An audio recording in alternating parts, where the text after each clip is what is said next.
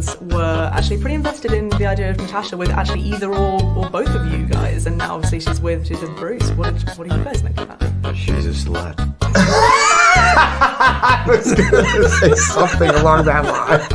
It's a complete whore. Trick, man. This is my mother, Mrs. Exposition. How do you do? My God, man, what have you done? That's not your mother, it's a man, baby! Yeah, yeah, come on. Why won't this wig come off?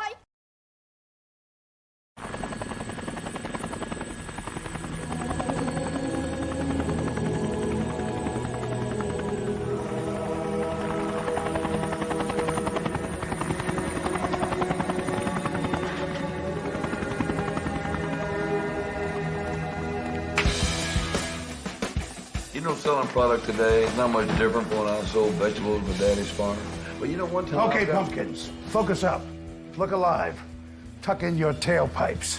Subversive thinking has arrived.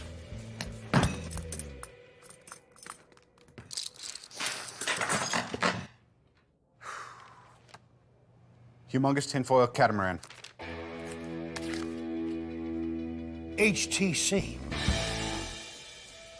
It's anything you want it to be. Build that catamaran!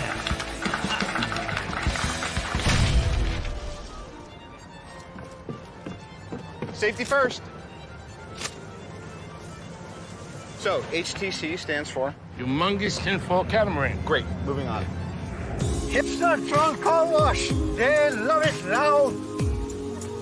Can you switch it up? I need options.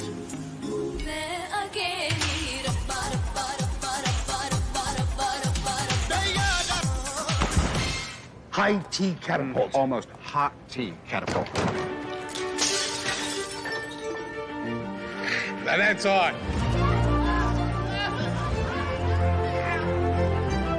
Hold this cat. What does it all mean? Happy Telephone Company. HTC, here's to change. Oh, won't somebody please think of the children?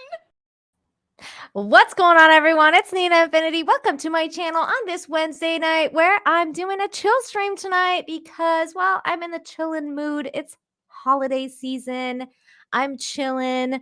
I really got, not much to talk about, but I have some stuff to talk about, and I figured I'd go live and talk about it with you. I've had an adventure today trying to track down some Spider-Man tickets.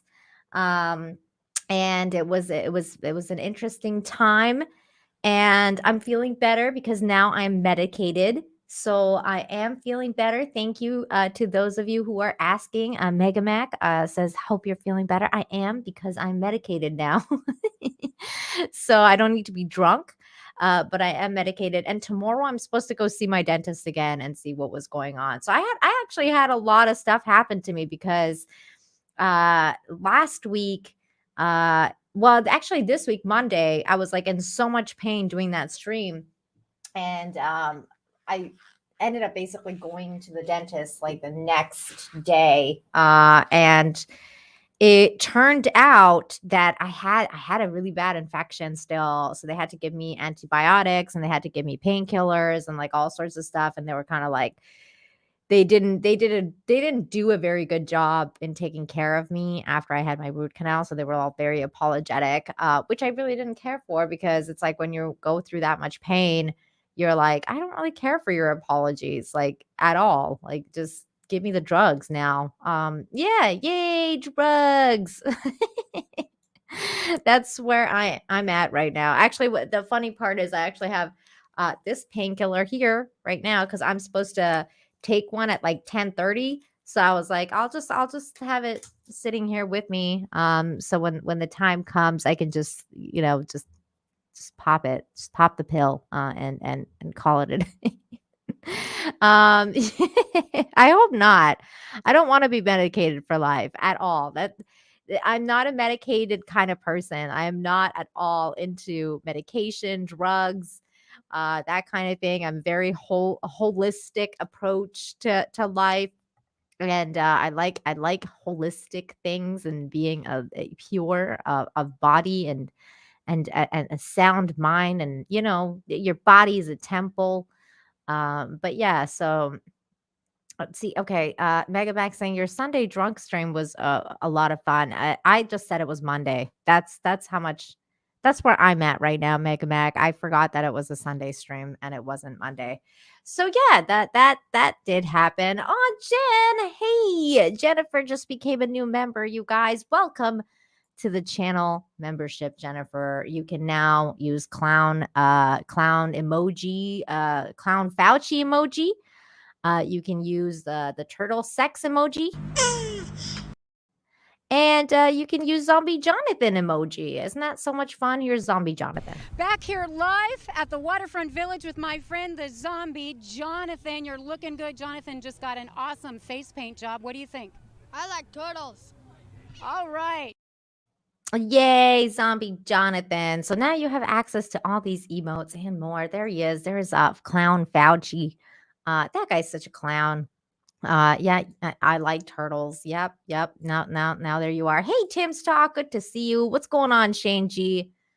I also hate drugs apart from the fun ones. No comment. But yeah, so like I do have a oh my god, Colt. Pure cocaine. No comment. I'm gonna plead the fifth. Here. Good to see you, Vince Womack. Fionor is here. Hello. Better living through chemistry. That sounds very interesting.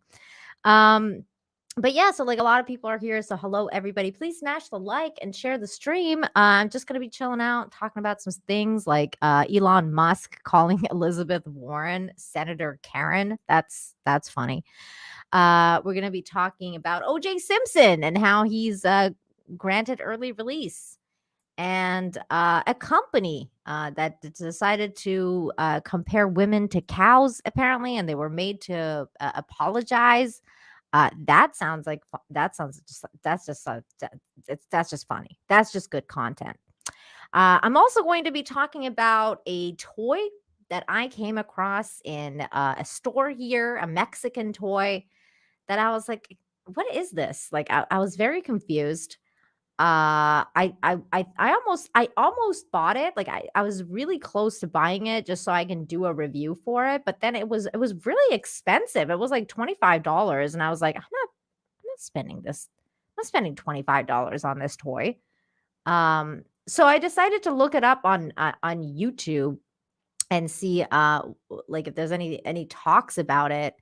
And there was talks about it. So there's actually a commercial about it. So we're going to watch the commercial, and I'm going to tell you that I'm going to tell you what I witnessed. And I will get your thoughts on this. Tim, yes, it is a Duff beer from The Simpsons. So I have the Duff mug. I also have an actual Duff beer. There is beer inside. See, it says cerveza on there. That's from Mexico. They actually have this brand, and it's a lager.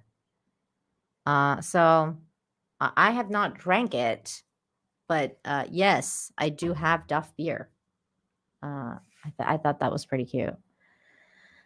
So yeah, women and cows. Yeah. It was really weird. I haven't seen the commercial yet, though, so this will be like a reaction. It'll be a reaction thing. That's not happening. I'm not getting lit, you guys. That Sunday stream, I tell you, I was very uncomfortable being drunk, especially that drunk.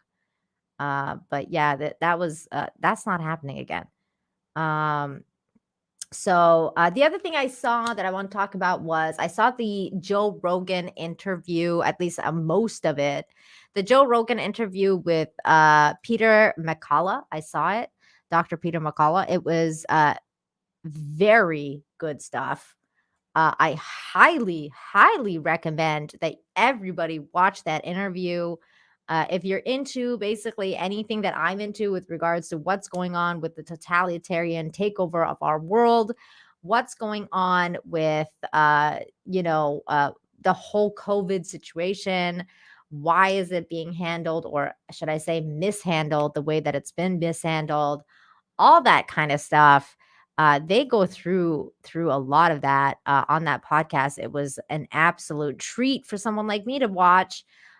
Peter McCullough was someone that actually, it's funny because I talked about him on one of the early Infinite Talks on this channel.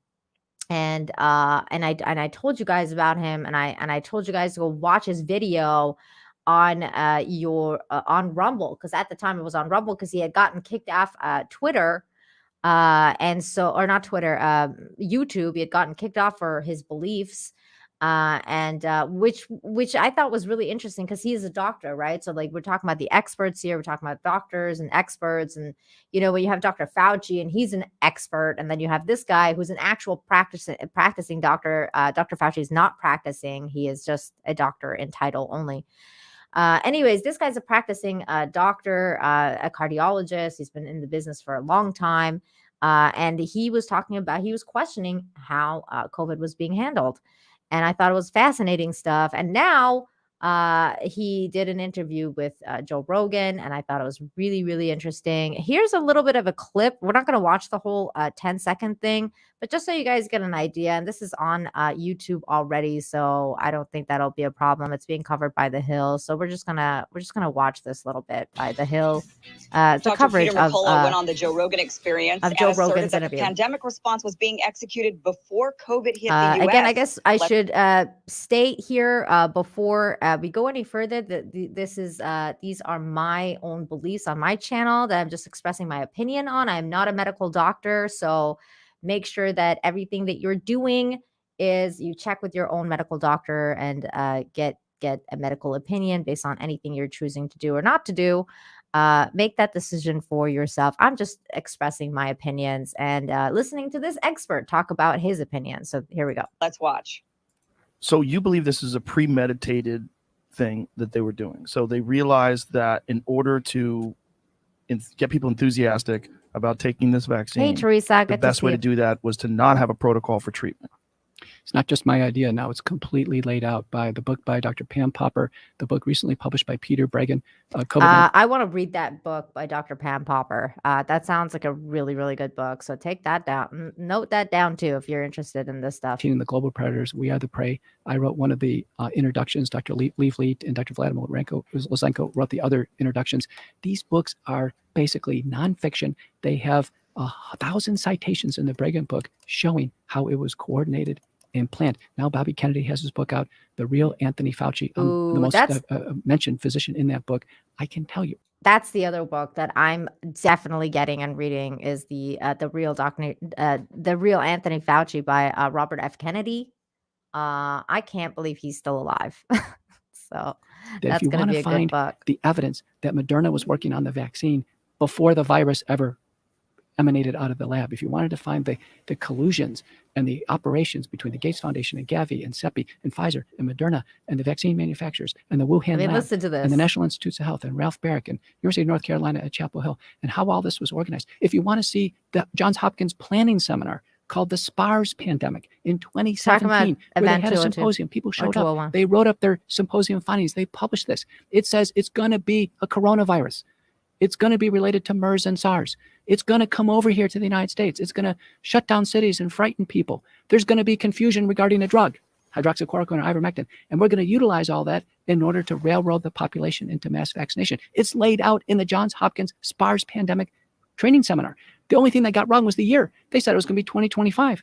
Instead, it landed a few years early. Yeah, and that's the interesting part is most of us know about this, this stuff. Because, again, like people who've been hanging out with my channel, John Talks' channel, if you've been hanging out, on Eric July's channel, a lot of people have been talking about the stuff. And it's just really good to see that it's finally kind of getting that, it's getting that steam that it needs, because it really does. It needs that steam to get going, and people need to start questioning things. Teresa says Anthony Fauci spewed a crap load of dangerous lies about AIDS too. He did, and that stuff again is going to be all in that book that he talked about by Robert F. Kennedy, The Real Anthony Fauci. I'm really, really interested in watching it. I saw somebody, Tim Talk, I think he said, I'm almost curious to watch the Fauci documentary. I'm talking about I think you're talking about the one on Disney by Discovery Channel. If you do watch it, like, actually let me know. Let me know how what you thought of it, because I think that it's good to, you know, what's weird is it's good to watch those things as a character study, almost to understand, like, if you're coming at it from an angle of like, okay, I know what I'm about to watch is a complete and utter propaganda piece. Like, I'm going to be watching this 2-hour documentary on that's a complete propaganda thing.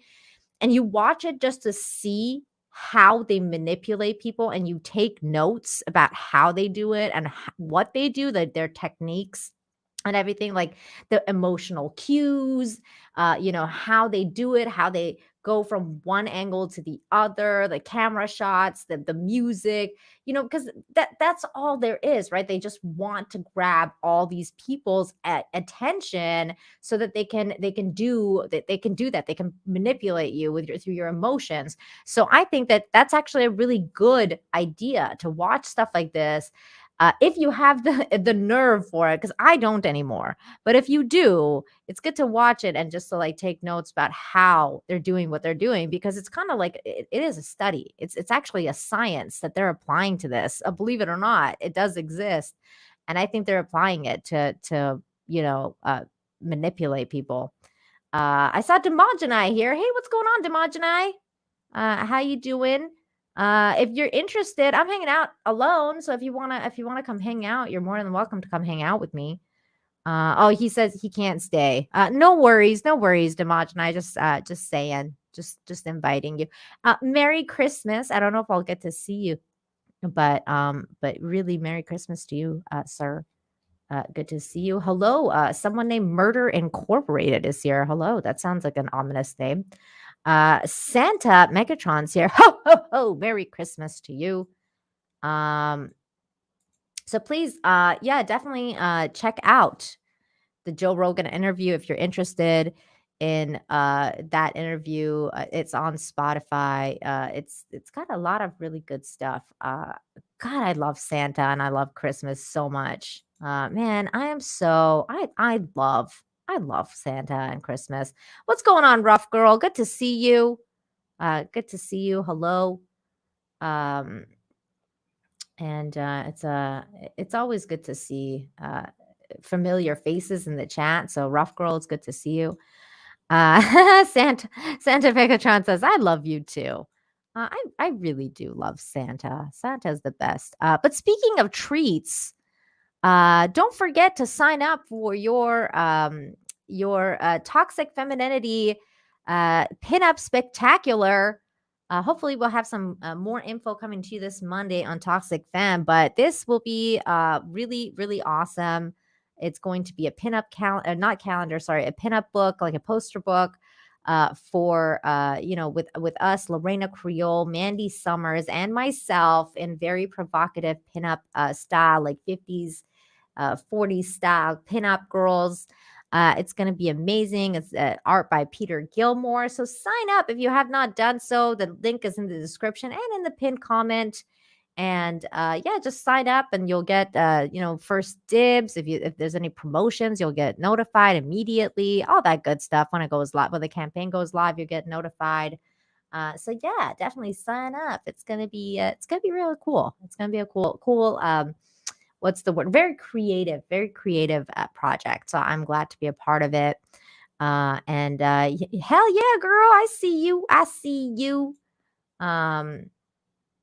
I know. I wish Joe was still on YouTube too. I kind of miss him on YouTube. I miss a lot of his stuff now because I feel like I don't really like when I listen to Spotify, my Spotify is like my music. Like I don't really go on Spotify to like listen to podcasts.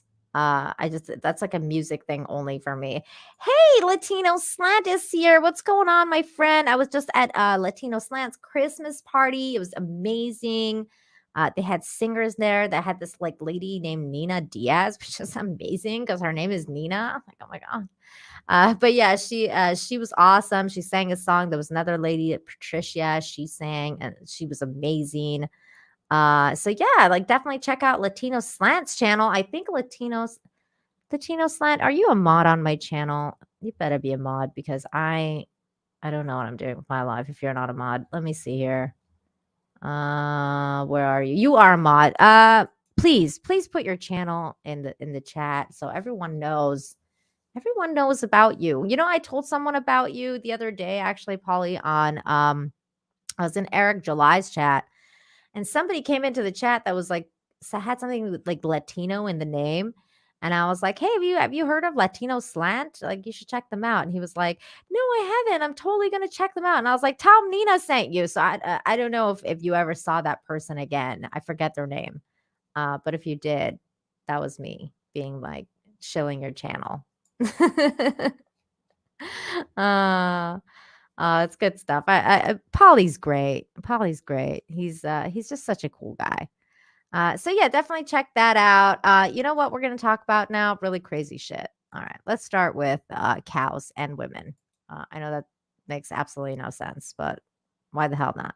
Let's talk about how apparently I don't know what this is about. I just saw the article and I was like, I'm so talking about this. Company apologizes for comparing women to cows. Okay. South Korea's leading milk producer, Seoul Dairy Cooperatives, has found itself in hot water after releasing an ad that depicts women as cows. It was forced to remove the clip from the internet and apologize. A controversial video, which has since been re-uploaded by public, was made to promote the company's flagship brand, Seoul Milk. It shows a man. Okay, we don't need to know what it shows because we're going to watch the video. Let's watch this and judge for ourselves. 자연 그대로의 깨끗함을 간직한 그곳에서 우리는 마침내 그들의 모습을 카메라에 담는 것에 성공했다. So far, seems alright. 청정 자연의 깨끗한 물을 마시고 친환경 유기농 식단을 고집하며 쾌적한 환경에서 평화롭게 살아가는 그들. 조심스럽게 접근해 보기로 하는데. What the hell's happening right now? Why is that guy filming? Oh my god. Oh, okay. All right. Okay. That seemed kind of problematic. I mean, we don't know what he's saying. I have no idea what these people are saying, but that did the women turn into cows? What the fuck are like he's like a filming like, you know, animals in the wild, but he like happened upon these women and then they turned into cows. Oh my god.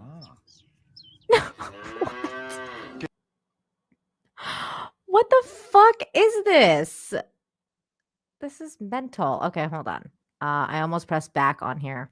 Hold on. All right. So it shows a man walking through the woods with a large camera. He eventually reaches a meadow where he films a group of beautiful women in white clothes doing yoga in lush grass and drinking water from the spring.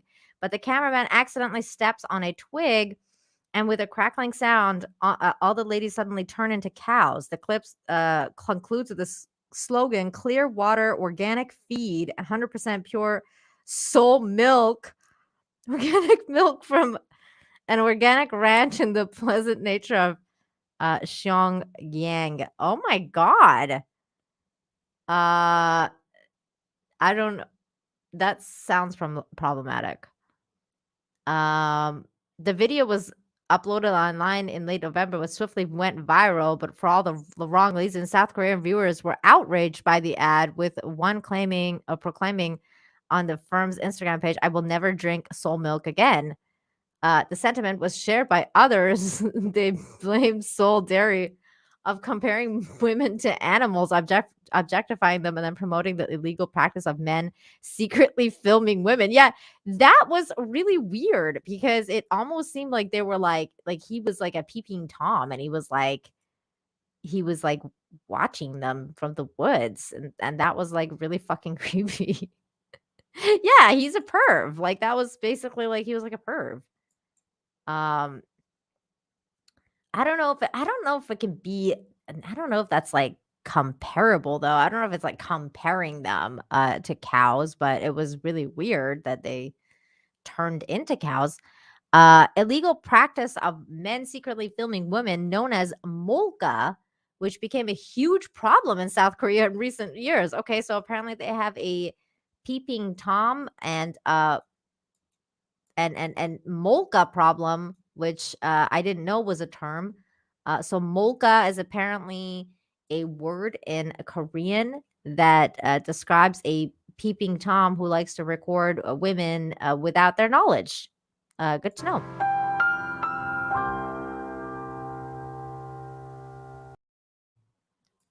So the article goes on. The outcry prompted Soul Dairy to delete the clip from its official pages and sincerely apologize to everyone who felt uncomfortable with the milk commercial. We are accepting this matter seriously and will conduct an internal review, the company said in a statement. It's not the first time Soul Dairy has sparked controversy with the promo activities. Back in 2003, several of the firm's top officials were fined for obscenity after staging a live event that featured naked models scraping scraping yogurt off each other's bodies on stage. Damn. Is there a video of that? Oh, wait, I can't see that on YouTube because I'll get banned. I would have watched that though. That sounds weird and enticing. So what do you guys think? Did you guys think this commercial was uncalled for? That it compared women to cows? Yeah, that would be hot. It would. I would have watched that. It's too bad that YouTube's such a prude. Can't watch anything on here.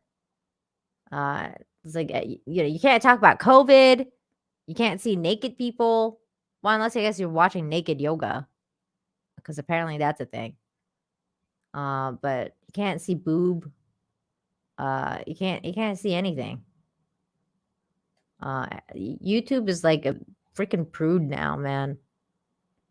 How moving. That's funny. Oh, that's funny. There's goat yoga. Santa Megatron says maybe it's implying that women turn into cows when they age. Damn. Is it? I don't know. I think it was just weird because he seemed like he was like kind of like in the bushes, like he's like in a safari, like like the dudes that kind of like are filming the safari. And then like so he's like filming these women and then the women turn into animals. That's pretty bad. Like that's like okay. I don't know what you're trying to do here, but that was like, oh, I don't know. I don't know about this commercial. In this day and age, I don't know. Rudy says the women don't seem dressed sexualized. Seems pretty unsexy to me. Yeah, they were like they actually kind of seemed like cult members. Like they're all like dressed in white and they're all like doing yoga in the woods. It reminds me of like a cult. Because just all dressed in white just seems weird. But that's maybe because of the milk aspect. Are they saying like women are like milking machines or like milking cows? Oh god, this is getting really weird now. Furry weirdos. I agree with you, Teresa. Hey Teresa, if you want to come hang out, you can come hang out. I'll send you a link. I don't know if you want to come hang out, but you're more than welcome to come hang out with me. Let's see here, Teresa. I'm sending you a link. If you want to hop on, you're welcome to. but I'm just talking about weird stuff. So be warned. Cultists love milk. Do they? I didn't know that. The Moo Moo clan? Isn't milk racist these days? Is it? Is it? Clay says Nina is lonely. Yeah, I'm a little lonely. I could use a partner to talk to. It would be fun to bounce some jokes. Because I mean, the next thing I want to show you guys is next level, and I wouldn't mind getting Teresa's reaction to it. It's gonna be funny. So that happened. I guess we can wait for Teresa to come by before we get into the other topics. Oh, actually, wait. There's two things. Okay, hold on. You know what? Actually, Teresa is going to be great for this segment because she has had previous experience teaching experience, I should say. And this next story is about that. So she will be an interesting person to shine some light on this. Mega Max says Nina misses John's conversations. I do. I always miss John. He's great. I love John. What's he at now? I think he's like at 192. He knows on talks. Let's see. He knows that once he hits 200K, we're having a party. So 7 more to go. 8 more to go. 8 more to go, baby. And there's Teresa. Hi, Teresa. Hey there. Hey, thanks for having me on. Hey, no worries. I'm glad you're here. You're in the chat. So I was like, wow, just come on here. Yeah. John is not sick anymore. No, he's feeling better. He's just taking time off now for holidays. He's good. He's good. He's fine. He's fine and dandy. He's just chilling out. Spending time with family. You know, it's that time of year. How are you, Teresa? Hey, I'm doing fantastic. I was doing Pilates. Ooh. Feeling very bendable. Oh my. Did you work up a sweat? Yes, I did. They nearly kill me when I do it, but it hurts so good. Oh, well, from pain shall come pleasure, Teresa. Precisely. That escalated quickly. Okay, so I do have a couple of things I want to talk about. And I was saying that you would shine some great light on this because you used to work in the teaching field. So I saw this, and I know this was an article from like 2011 or not 2011, August. It was back in August that this came out. And said Oregon governor passes law that suspends math reading proficiency requirements for high school graduates. And this came out in August. Yeah. But it's making the rounds again on Twitter. So I don't know. You know how sometimes it does that? Like it's weird because like something will be out for a while and then all of a sudden on Twitter, like somebody will take a screenshot of the article and they'll put it and then people will be like, wait, what? Like, you know, and it's like, oh no, this already happened like a while ago. But precisely. Yeah, like welcome to the party. So this was another one. And it basically just says Oregon Governor Kate Brown signed a bill last month that high school students do not have to prove they can read, write, or do math before they graduate. Senate Bill 744, which passed in June and signed into law last month, suspends the proficiency requirements for students for 3 years. The Washington Examiner reported, according to the Oregonian, I can't read. Brown signed Senate Bill 744 privately and did not issue a news release on July 14th. I wonder why. But wasn't added to the state's database until July 29th, which isn't the norm. Secretary of State, Secretary of the Senate, Lori Brocker, whose office is responsible for updating the legislative database, told the Washington Examiner that the bill wasn't uploaded to the database due to the staffer being out medical issues during the 15 days. Supporters of the bill say that existing skills were an unfair challenge to the students who did not test well. I call bullshit on all of this. Okay. Yeah. Let's see. In an email to the media outlets, Charles Boyle, spokesman for the governor, said the new standards for graduation, which help benefit the state's Black, Latino, stop it with this term. This doesn't exist. Indigenous, Asian, Pacific Islander, tribal, and students of color. This sounds incredibly racist to me. I don't understand. Teresa, do you think this sounds racist? Because it sounds really racist to me. Yeah, basically what they're saying is if you are a part of that group, you're dumb. Yes. That's what they're saying. It's incredibly insulting. And first of all, it's like, hello, there's lots of kids that are white that have trouble too. I mean, it's like they have this false narrative that if you're white, you have this magic privilege and you're brilliant, apparently. It's absurd, but it is so insulting to say this, is saying that standards hurt these people because what, they're dumb? Yeah. I mean, I don't know. Like, it's just like, oh, okay, like all brown people and like people of color or whatever, like whatever you want to call them, they're all dumb and they can't understand reading, writing. They can't keep up.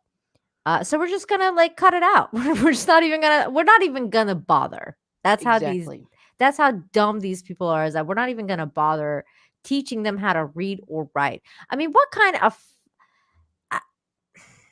they're setting them up also for not being successful. For crying out loud. Exactly. And then they can be like, oh, I never went and got a job because my government and my country is suffering from systemic racism. Yeah. Well, you know what? Like, yeah, I guess like systemic racism will go hand in hand with this part. The Precisely. fact that you're not being even taught how to read and write and do math in school. Like there's no excuse here. There's no excuse. This is ridiculous. And articles like this and actions like this are pulling back the curtain on what's been going on for a very, very long time in schools. It is not about educating, it is about free daycare. Because it's too much trouble. These kids know so many kids don't want to learn. They know that they're having their time wasted, and how can I say this? I once had an African-American student tell me, the only reason I'm trying to pass this class so I can graduate is so I can go to beauty school. She said, Wow. I don't want to go to college. I don't want to do this, but they say I have to get this diploma. And this was a kid that was very self-motivated and she was going to do great. But what do the kids do that also are planning to go that route, but they're being forced to sit their butts 7 hours a day in something they're not interested in? Well, many of them will act up, but they need to have the free daycare. They need to have the free food. That's what they do. I mean, we need a big reform. Now, I shouldn't say that I'm against. Okay, let me put it this way.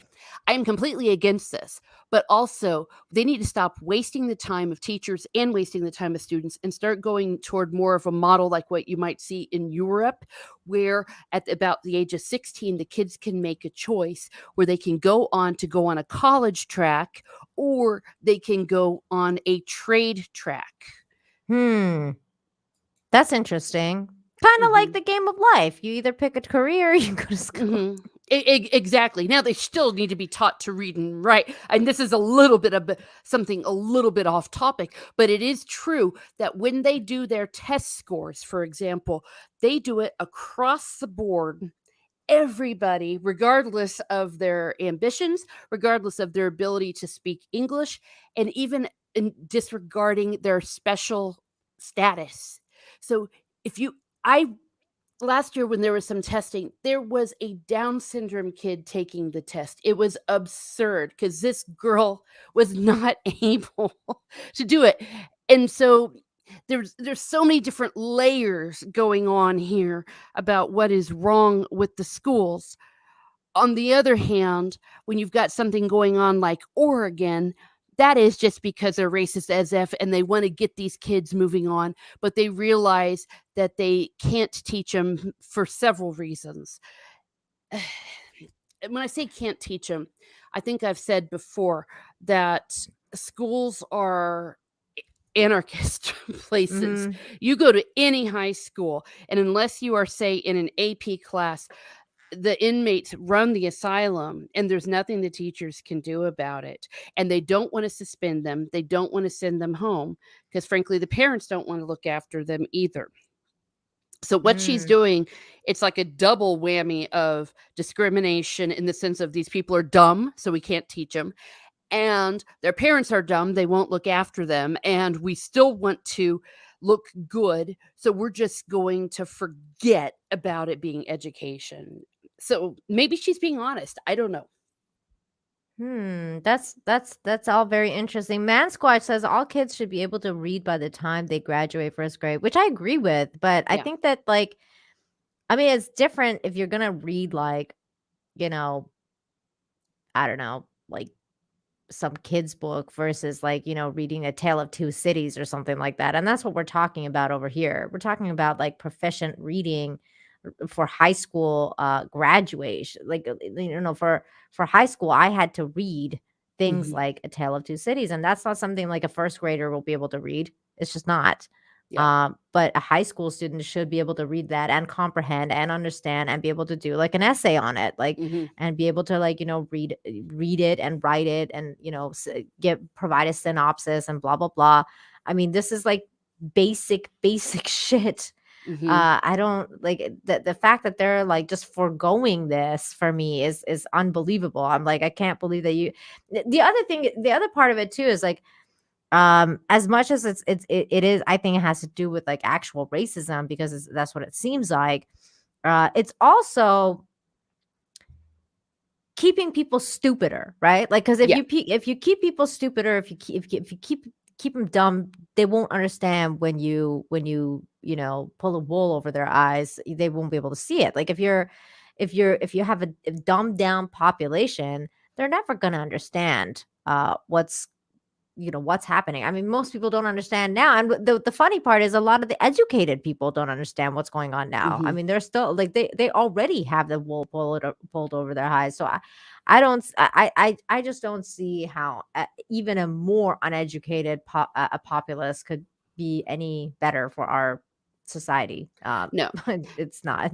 No, it won't be. And I approach it on two different levels, I think, as I said earlier. Number one, schools are no longer for education. They are only for education of a very small population. The rest of it is just about daycare and free food. And then also what you have going on here is that they've given up on trying to educate these students because of several reasons. Racism is one of them. Also that there are so many social programs at the school. They do so much experimentation with these kids. Every few years they come up with a new novel situation, or they say it's racist to teach math this way, so they try to teach math a different way. And then the kids that were part of that experimentation don't learn math. Oh my God. And then there's Common Core, which is a whole other I'm what the fuck is this? Just no, just stop it. I know nobody can understand it. It's suddenly these kids were being sent home with homework, and the parents are like, "What? What are you? Yeah, what is this? Can we just subtract?" And Justin Proper though says, "I wish they had suspended math when I was in high school." Honestly, when I read this line, this headline, the first thing that popped into my head was very similar to Justin. I wish they had canceled all of this shit when I went to school because, nobody wants to do anything in school. When you're in high school, all you want to do is skip class and go have fun. You're not oh, unless you're a total nerd, You're not like, oh, let me go sit in school and learn things. Yeah. Because I wasn't. I was a skipper. Well, So yeah. Well, when I was in school in the state I was in, it was up in Indiana. They actually had very minimum requirements for things like math and reading. So I was able to finish my math requirements by the time I was a sophomore or so. And I was like, well, I'm not going to be going into math. I got to algebra 2 and I was going to go into music and history. So it wasn't a big deal. And frankly, that's the only kind of math I needed to know. But now they've changed it since then, where they have this idea that there has to be 4 years of math. Yeah. Phil says, I was homeschooled. Sadly, never was a high schooler. Phil, you didn't miss much. Yeah. Honestly, you probably missed years of torture and abuse. Yeah. So, And it is torture to be well, and I always say the teachers are also being tortured and abused. It's true. It's very true. And most teachers really do care. They really do care. I mean, probably the best thing that they could do for a lot of these students is to really, really start pumping money into English as a second language things. Get these kids learning English. And because they also do it backwards. They just shove these kids in who just came over from Saudi Arabia or somewhere. It's like, here, read A Tale of Two Cities, and they don't even know English. And they don't put enough money into that. And then it becomes racist if you try to teach them English. That's so fucked up. Oh my God. It's like trying to teach calculus to someone who doesn't even understand like basic, like, multiplication or something like that. It's like, no, you step 1, like learn English and then we can move on. Yeah. And then when you add in illegal immigration, is just flooding schools. And they just don't have the resources. And this just gets more complicated and more complicated. So like, and it has to do a lot with that too. Like, so, you have these, illegal immigrants or whatever you want to call them, and then they go into these classes and they don't speak English. And then they're like, well, we should just dumb it down for everybody because these people don't speak English. So they're not going to get it. But we need our grade average to be up for the school, right? Because that's how they get their funding. They need their grade average to go up and whatever. And they're like, okay, we're just going to cut this shit out. And then the grade average will go high because we don't have these requirements anymore. So we can get our funding. Yeah. And look at her right here. I'm going to go CRT right now. Look at this white woman. Look at this pearl clutcher right here. Yeah, this white chick sitting there explaining to these people, you don't need to have these proficiencies because, well, it disadvantages you. It's like, yeah, this is what she's saying. Won't somebody please think of the children? Exactly. When all she's doing is, first of all, like what you said. And also, they do have this horrible paternalism of attitude toward so-called people of color. I always feel very uncomfortable saying that. Yeah, I hate that term, people of color. It sounds too close to the other word that they used to use. They used to use that all the time. You know what's so funny is I think I had this conversation with like Jane and Lorena when I first met them because I was like, I don't understand. This word is like, it's very close to the other one. So like, why is one okay and not the other? Like, exactly. And it's very confusing for a lot of people who are, again, from other cultures and they don't understand. Like they just like move here and then they're like, well, what's wrong with this word? It's basically the same fucking thing. Exactly. So I hate that word. Because when I was growing up, that's what like old racist people would use. Yeah, I just don't understand how it got into our terms, but it's a way of othering. That's true. And I just really am sick of white saviors. I'm so sick of all of it too, man. This is such clown world bullshit. Here's another clown world thing that has to do with Canada. And this, I tell you, this is half my vocabulary. So the picture here says 18 offensive words you can't say in Canada. Oh my gosh. Look at this fucking idiot's face. This though, I'm okay with it. That's great. Yeah, I was about to say hello. Yeah, what? damn. Hello. These are the words: ghetto, sell someone down the river, blackmail, brainstorm. What's wrong with brainstorm? Savage, gypped. I say this all the time. I say gypped all the time. Powwow. What the hell's wrong with powwow? Tribe. Spooky. The fuck is wrong with spooky? Oh, I know. I think I know where that comes from. Black sheep. Blind spot. What? Blindsided. First world problem. Spirit animal. Tone deaf. Lame. I say lame all the time. I'm like, lame. Yeah. Grandfathered in and crippled. You can't even say crippled anymore. What the hell? What you can't even speak in Canada anymore. Like I can't say half of these things. I was gonna say, now there are one or two of them that I can kind of see perhaps the history of it, like for example with gypped, where that comes from, like about something toward the gypsies, for example. But I did not even know that. Yeah, spooky.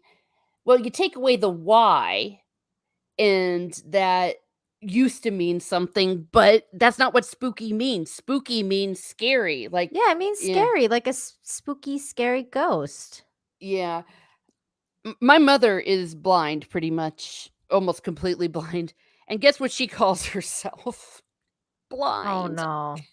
She calls herself blind because, and so it's like, what? She's not offended when people call her blind. Well, technically, blind is not a bad word, but blind spot or blind-sided, you have a problem. Now, this is weird to me because, like, for example, if you're gonna go learn how to drive, you have to look in your blind spot. Like, you have to see. When you're doing your lane check, you have to check your blind spot. So, like, how are they going to communicate this language? Like, what's the new word? Like, what's the replacement for blind spot then? Yeah, well, I because I was going to say, it just means the area you can't see because that's what blind is. It's not. That's insane. Phil says, my mom is blind. I mean, that's why she married my daddy. Hey-o! Nice one, Phil. That's crazy. Now here's the deal though. Again, because I said this was on Twitter, I feel like I need to check this out. Let's see the validity of this. Is this true? 18 offensive words you can't say in Canada. 18 offensive words you can't say in Canada. We're doing also, I'm curious to know what happens if you do say these words in Canada. Like, are they going to put you in concentration camps? Because, well, that's what Jordan Peterson was always complaining about. He said that once you start having forced speech or legislated speech, it goes down a very dangerous area. He's very right. So there's an article here saying from Jesse Klein, an op-ed on National Post. Jesse Klein saying CBC's 18 words you can't say is the dumbest thing I've ever heard. Even terms that were once staples of the left-wing lexicon are now lingua non grata. So he wrote a piece about how this is dumb as shit. That's good to know that other people are kind of stepping up against it. But I guess it's true. And people are talking about it. Rex Murphy says, tongue-tied by CBC's 18 words you can't say. Is it any surprise our national broadcaster is being mocked? You guys are fucking idiots. Yeah. At the CBC. Whoever came up with this is R-worded. I Yeah. can't even say. I can't even say. I always can't say even say the music damn term. word, man. The music term is ritardando. It's actually a term in from an Italian word. It means to gradually slow down in music. So Okay, there you go. Retardando, CBC. That's what's going on. Yeah. A bunch of retardandos. And ridiculous. You guys are all fucking weirdos, man. Bunch of fucking And first world weirdos. problems. What's wrong with that? That's actually making fun of first world people. Yeah, You what's know- wrong with first world problems? I don't get this. Yeah.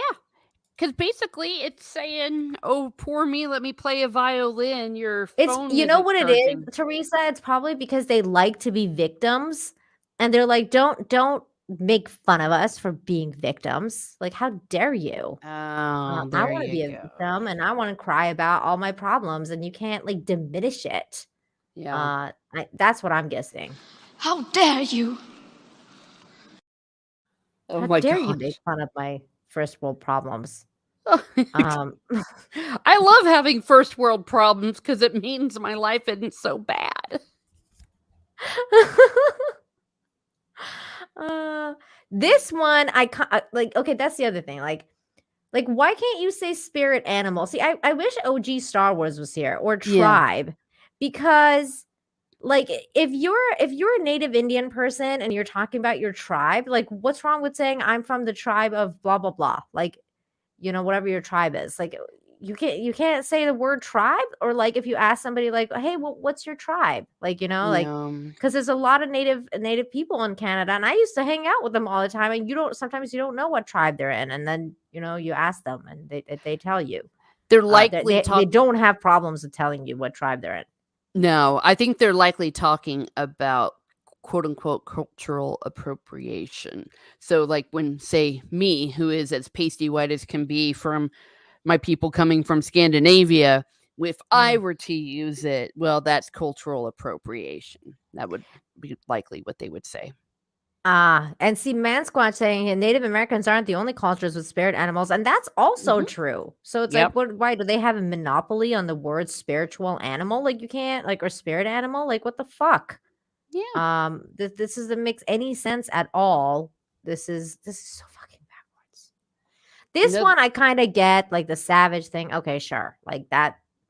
I mean, we don't really usually say that anyway. I mean, in this day and age, it's become kind of like, oh man, that's savage. Like, it's not like, Yeah, we're not talking about like non-Europeans or something there. Exactly. But powwow? Like, what the hell is wrong with powwow? I'd bet it was cultural appropriation. Because, we don't really have powwows unless you are Native American. I don't know. It makes my head hurt. Oh my God. Sell someone down the river. What the fuck? Like, I don't even get it. Like, I think that's that a refers to saying. slavery, when they would say, oh, I'm going to sell you down the river or sell you south. Oh.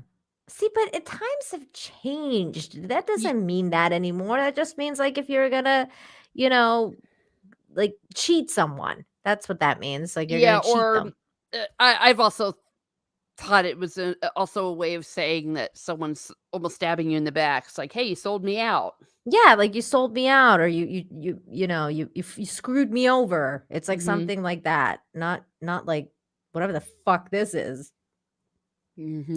Ghetto. I mean, I guess I get, because it's like, okay, and we'll talk about the ghetto. Mind you, I get, again, there's people that live in ghettos. Like, Yeah, they use the how are you word supposed ghetto. to fucking use the word ghetto if you can't use the word ghetto? They actually live in the ghetto. Yeah. Well, and also among teens, the word ghetto has taken on a different meaning, even among kids that live in the ghetto. It's like, oh, that's so ghetto. Right. Yeah. Yeah, like all of these, like lame. It's like, oh, you have all these different meanings to these words now. Yeah. Again, I don't get, like, blind spot. Like, they have to go and change the entire book. Like the driver's ed manual has to be changed, because you can't use the word blind spot, apparently. Yeah. More of the story here, people, is that the CBC is a piece of shit network that doesn't know what the fuck it's talking about. It also means Canada has lost its way entirely. I mean, they're fucking idiots in Canada. I don't know what's going on over there. I'm sorry I'm swearing so much. It just makes me so mad. I get so mad. You've heard me swear. I know, I've heard I you only swear. swear at dice usually. My mom hates it when I swear, and I sometimes I remember, and I'm like, oh, she's probably listening, and she's probably like, stop swearing, Nina. How can we not swear? How can you not look at that and want to swear? I mean, come on, they're making us swear. Exactly. Like, okay, HVP has a great point. Can we still use the term ghetto booty? I think that's a thing. Ghetto booty is a thing. So is hippo booty. Like those things are words that we use. The language is descriptive. Sometimes it's just the way it is. Canada's fucking weird now, man. I cannot believe that used to be my country. I'm so fucking upset about this shit. Well, and it's weird because, as I understand it, they don't have like the First Amendment the way we do. So perhaps they could actually impose fines. Could they? Yes, do that? yes, they could pose fines. You could get arrested if it becomes law. Yes, you can definitely. Yeah, I mean, like if they like literally like ban these words because they could. Oh, yeah. I mean, some words that are offensive, they usually die out with peer pressure. If you know what I mean, like if someone were to use a certain really, really bad word or big bad racist word, it's not cool to do that anymore. But if you start imposing the law on it, it almost has the opposite effect. It's like we were saying in the classroom. If I wanted to make sure that the students did exactly the opposite of what I wanted them to do, I would tell them not to do something. And immediately like, what aren't we supposed to do? And boom, they'd go and do it. It's the same way. Yeah, that's classic. It's like, what words am I not allowed to say? Exactly. Oh, okay. You have a problem with me saying this? What is that called? Like when you do the opposite? I would call it reverse. Well, no, it's not reverse psychology. Yeah, reverse well, psychology. it's reverse psychology if you're doing it on purpose. Oh, you're not even doing it on purpose. So I see what you're saying. Yeah, yeah. So, like, the principal will have a rule. The kids are no longer allowed to do this, and I'd be like, "Oh, great! I'm going to tell them not to do it because I have to." And now they're only going to do that, and it's going to take up half my day. Vertical Horizon saying Nina's disowning Canada. Here's the thing. I love Canada. It's my home. I was raised there. It'll always be my home. I love Canada a lot. But the Canada that I was raised in, this is not the Canada I was raised in. This is no longer that same Canada. It is not the same place. Yeah, it doesn't. It is just not.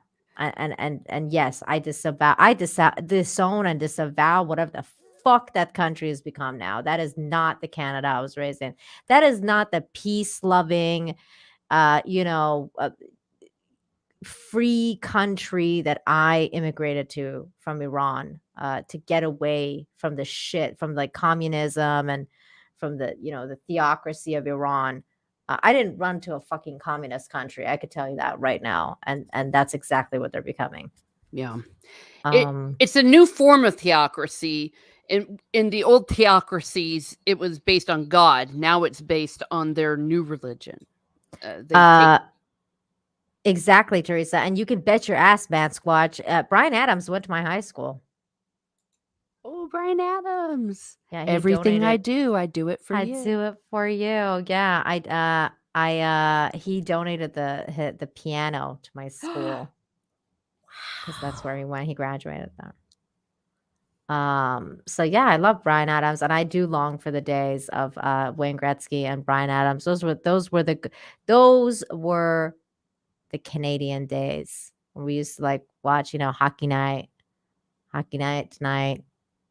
Oh man, Corner Gas. I don't know if any of you know Canadians out there know that show Corner Gas. It's like one of my favorite shows. That was a good show. The prairies, all that good stuff. Canada had a lot of good things back in the day. All right, next we're going to talk about Teresa. We're going to talk about what's in the title here because I figured we should probably hit that. And that is the fact that I saw this going around on Twitter today from fandom saying Michael B. Jordan says Killmonger wasn't a villain. He cared about his people just as much as T'Challa. He just had a different way of going about getting it done. And I tweeted out, yeah, because this is bizarre world where all villains are just misunderstood people. And actually, you're such a great person to talk about this with because you and I have been doing some of these streams for the new Hawkeye series and the different MCU ones. We've done, Loki. We did what was it? We did What If. We did WandaVision. We did Falcon and the Winter Soldier. So we've done a bunch of these, and in all of these, one of the themes of I feel like one of the themes of Disney Marvel has been that female villains, you can't really touch them, and B, most villains are just misunderstood. Like they're just totally misunderstood. You had like the same thing kind of come up with Cruella recently, where they had like the live action Cruella. I didn't watch. Did you watch the live action Cruella? No, it looked so painful. It looked like such a ripoff of the Joker. Yeah, it looked awful to me, so I didn't watch it, and I heard awful things about it. So I was like, I'm not watching this shit. But I heard that in that movie, that they kind of made her have this backstory of like, her stepmom or whatever was basically like mowed down by Dalmatians, and therefore she's got beef with these Dalmatians, and that's why she was, wanting to kill them. And back in the day, villains just used to be villains like that. There was just like a thing. There was a bad guy. I mean, this guy's name is literally Killmonger. Like he's like Cruella has got cruel in the name. Yeah. This guy's got kill in the name. Like he's actually like killing people. He wants to kill people. He likes to kill people. He's about killing people. And we're being told now that he's misunderstood and that he actually cared about his people. Now, I saw that going around on Twitter. Again, I had to recheck this out for myself. And lo and behold, it's true. Michael B. Jordan says Killmonger wasn't a villain in Black Panther. Let's have a listen to what he has to say because apparently there's a video. Oh my. So let's see if this is being taken out of context here. I think about this classic giving back to the community and this deep love of Black people. I can't help but think about Killmonger. And after Black Panther came out, I swear I had this debate for like 3 months. Obviously, there's no definitive answer. Opinion is opinion. But is Killmonger a villain? No. Please tell me why. I agree. I think like he's an antagonist. Yeah, exactly. But I don't know if he's like a bad person. What is your take on it? My take on... And I'm also right. I'm so happy that I can say we agree on this. No one agreed with me, okay? Yeah. I don't agree. Please continue. You know that feeling when you're like, I'm one up on you. Yeah. How are you going to argue with Killmonger? Okay. Oh my God, this chick. Give me your take. Well, she shut up and let him answer. My I know, gosh. right? A necessary part of the conversation. Yes. I think... Wait. What did he say? The conversation. I think he was a necessary part of the conversation. Yes. I think he cared about his people just as much as, T'Challa. He just had a different way of going about getting it done. Yeah. Like he wanted to kill all of them. Historian that studied history, the history of, government and didn't he want to commit genocide? Really smart guy, you know what I'm saying? MIT graduate. The guy is like, he's very intelligent and evil people can be intelligent too. Really one way to change things, so he went about that. And I don't think his argument was completely wrong. I don't think T'Challa's argument was completely wrong. I think it was a necessary conversation that needed to be had. Needed to be had. But it's a movie also, so you gotta. Except it wasn't really a conversation with Killmonger. It was like, this is what I think, and therefore I'm going to kill everybody. It's not really a conversation. Yeah. If you're like, okay, this is my point of view, but I'm just gonna run out and kill everyone now. I don't really give a shit about what you think. Yeah. Well, did he read the same script? I don't know. Well, I think that this is the trend of doing away with objective wrong. It's always been a part of society that there are some things that are always wrong, no matter what, no matter why. They're always wrong. There's certain actions you never do. We are now seeing a shift to, well, these things might be wrong if you're doing them for the wrong reasons. So they're getting into subjective truth rather than objective truth. Yeah, but I that's exactly right. I mean, you're totally right. I just And I think we naturally bristled to it because in our human nature we know that's bullcrap. Take a 3-year-old. They're minding their own business. A kid comes and yanks a toy out of their hand without asking and not sharing, and they'll say that's not fair. Kids know. We know that there are certain actions that are not right, that aren't fair, that are wrong. They're trying to reprogram us to it is okay. If it's for the right reasons. If it's for the right reasons, that's right. Yeah, For the if greater it's good. for the greater good. And that's what we've been told this entire time. I feel like it's so funny, Teresa, because you're totally right. Like, I feel like this is hand in hand. This goes hand in hand with the whole, like, this is the new normal. Like, it all started with, like, we got to take care of grandma and, like, you want grandpa to live, don't you? Like, like that's how, like, we started this whole thing. And this is what we've been teaching kids now. Like, this is the new way. This is the new method. Everything, like, what is up is down. What is down is up. It's like everything's just fucking backwards. And so now this guy, he literally is playing a villain. And now he's coming. He's like, no. He was just like the other side of the conversation. Well, if you're talking about the other side of the conversation, like as if like yin and yang, sure, because there's always the dark and the light. But the dark is still the dark. It's still evil. Like it still exists. It's still a villain. It's still villainified. Like it's still there. You can't objectively say that it doesn't exist anymore and that that's just misunderstood. No. Like that. No, the villain was not misunderstood. You played a villain, a character who, became a villain maybe because of a misunderstanding, or maybe because, he became a villain because like, there was like a misunderstanding between his father and Killmonger's father, and like, all this other stuff, and then they just didn't agree. But what eventually led to Killmonger becoming Killmonger, meaning like him actually going out and killing people and like literally having these dots on his skin. Here's the picture again, just so everyone can see. So he had these dots on his skin for the people that he killed. Like these were people that he killed. The amount of people that he killed, he cut a piece of himself to remember all the people he had killed. Look at this guy's body. Look how many people he's killed.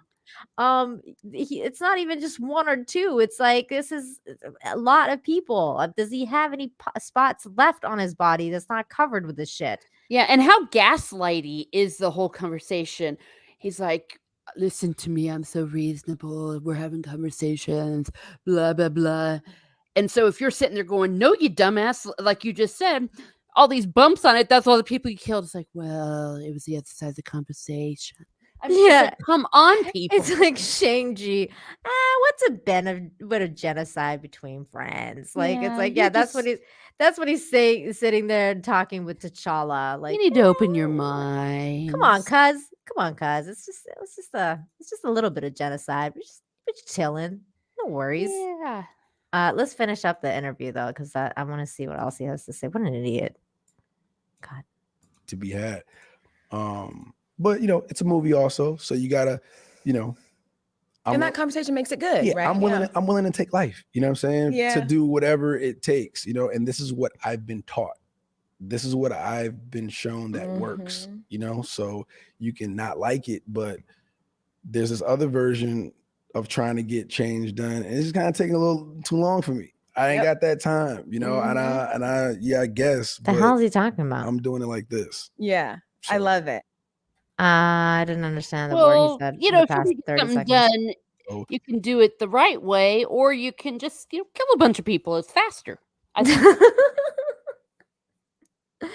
Oh my God. Deranged Lunatic. Thank you so much for the 99-cent super sticker of what is it?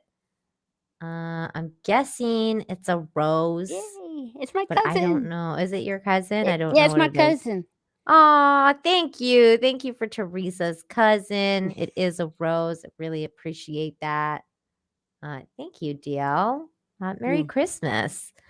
Hey, Adega Outlaw. I see you in the chat. I see you, Agent One. Good to see you, man. 100 hi. What's going on? Yeah. Keely's here. Hi, Keely. Jacob is here. Hello, Jacob.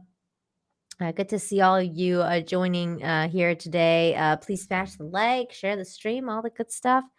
But yeah, so we're talking about Killmonger, talking about how Killmonger is not really a villain. And I don't really agree. And I don't think Teresa agrees either. God, this chick was like totally gushing over him though. Like that was part of the dialogue. It's just part of the dialogue, man. He's just misunderstood. It was the other part of the dialogue that needed to be had. I was like, dude, you killed people. Yeah. Do we want to listen to this again? No, I think we're good. I think I'd rather tear out my fingernails.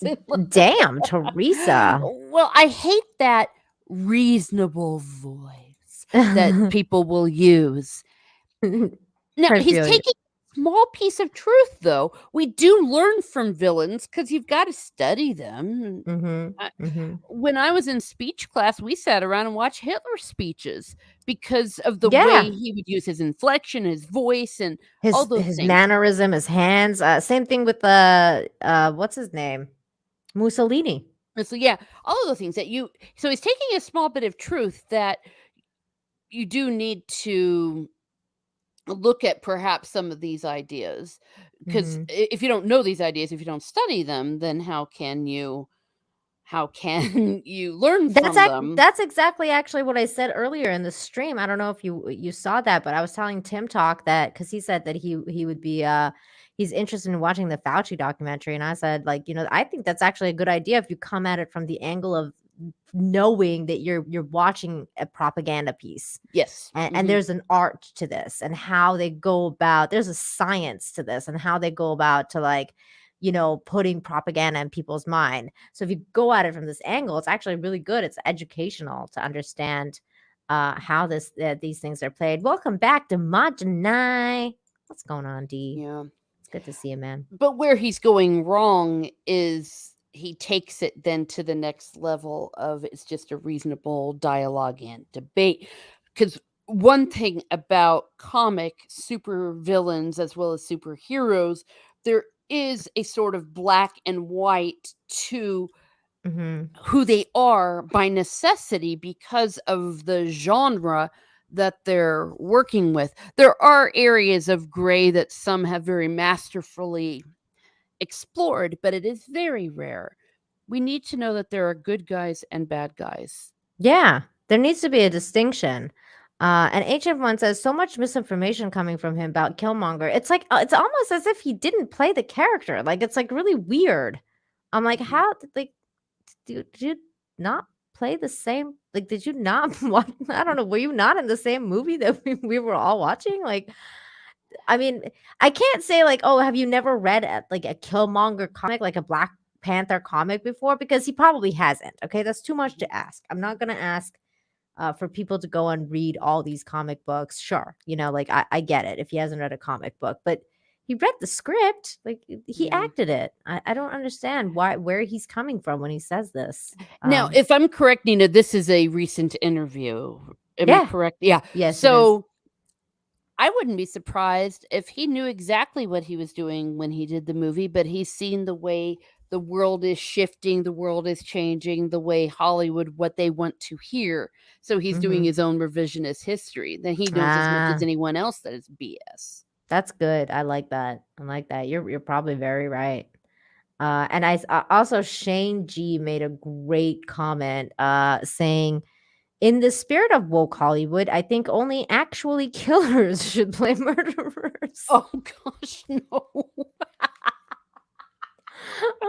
Like Ted Bundy starring as Ted Bundy. Yeah, you have to have killed at least 12 people before you can do that. You have to be a real cannibal before you can play Hannibal. I like it. I think that in the spirit of Hollywood, I think that you're right, Shane. I think that's a good point. I think murderers should be played by murderers, and saints should be played by saints. But we don't have any in this world, so because they're all in the next world. Yeah, Baldwin is set for life. Yeah, gosh. Yeah, he is. Yeah, he is. I wonder what's going on with that. Have you heard anything new from that case? Wait, from which case now? The Alec Baldwin situation. Oh gosh, no, it's very eerily quiet. It's been quiet since he attacked that guy with the umbrella. Oh gosh, yeah. I mean, someone needs to be charged with something there because it's very clear that we had manslaughter.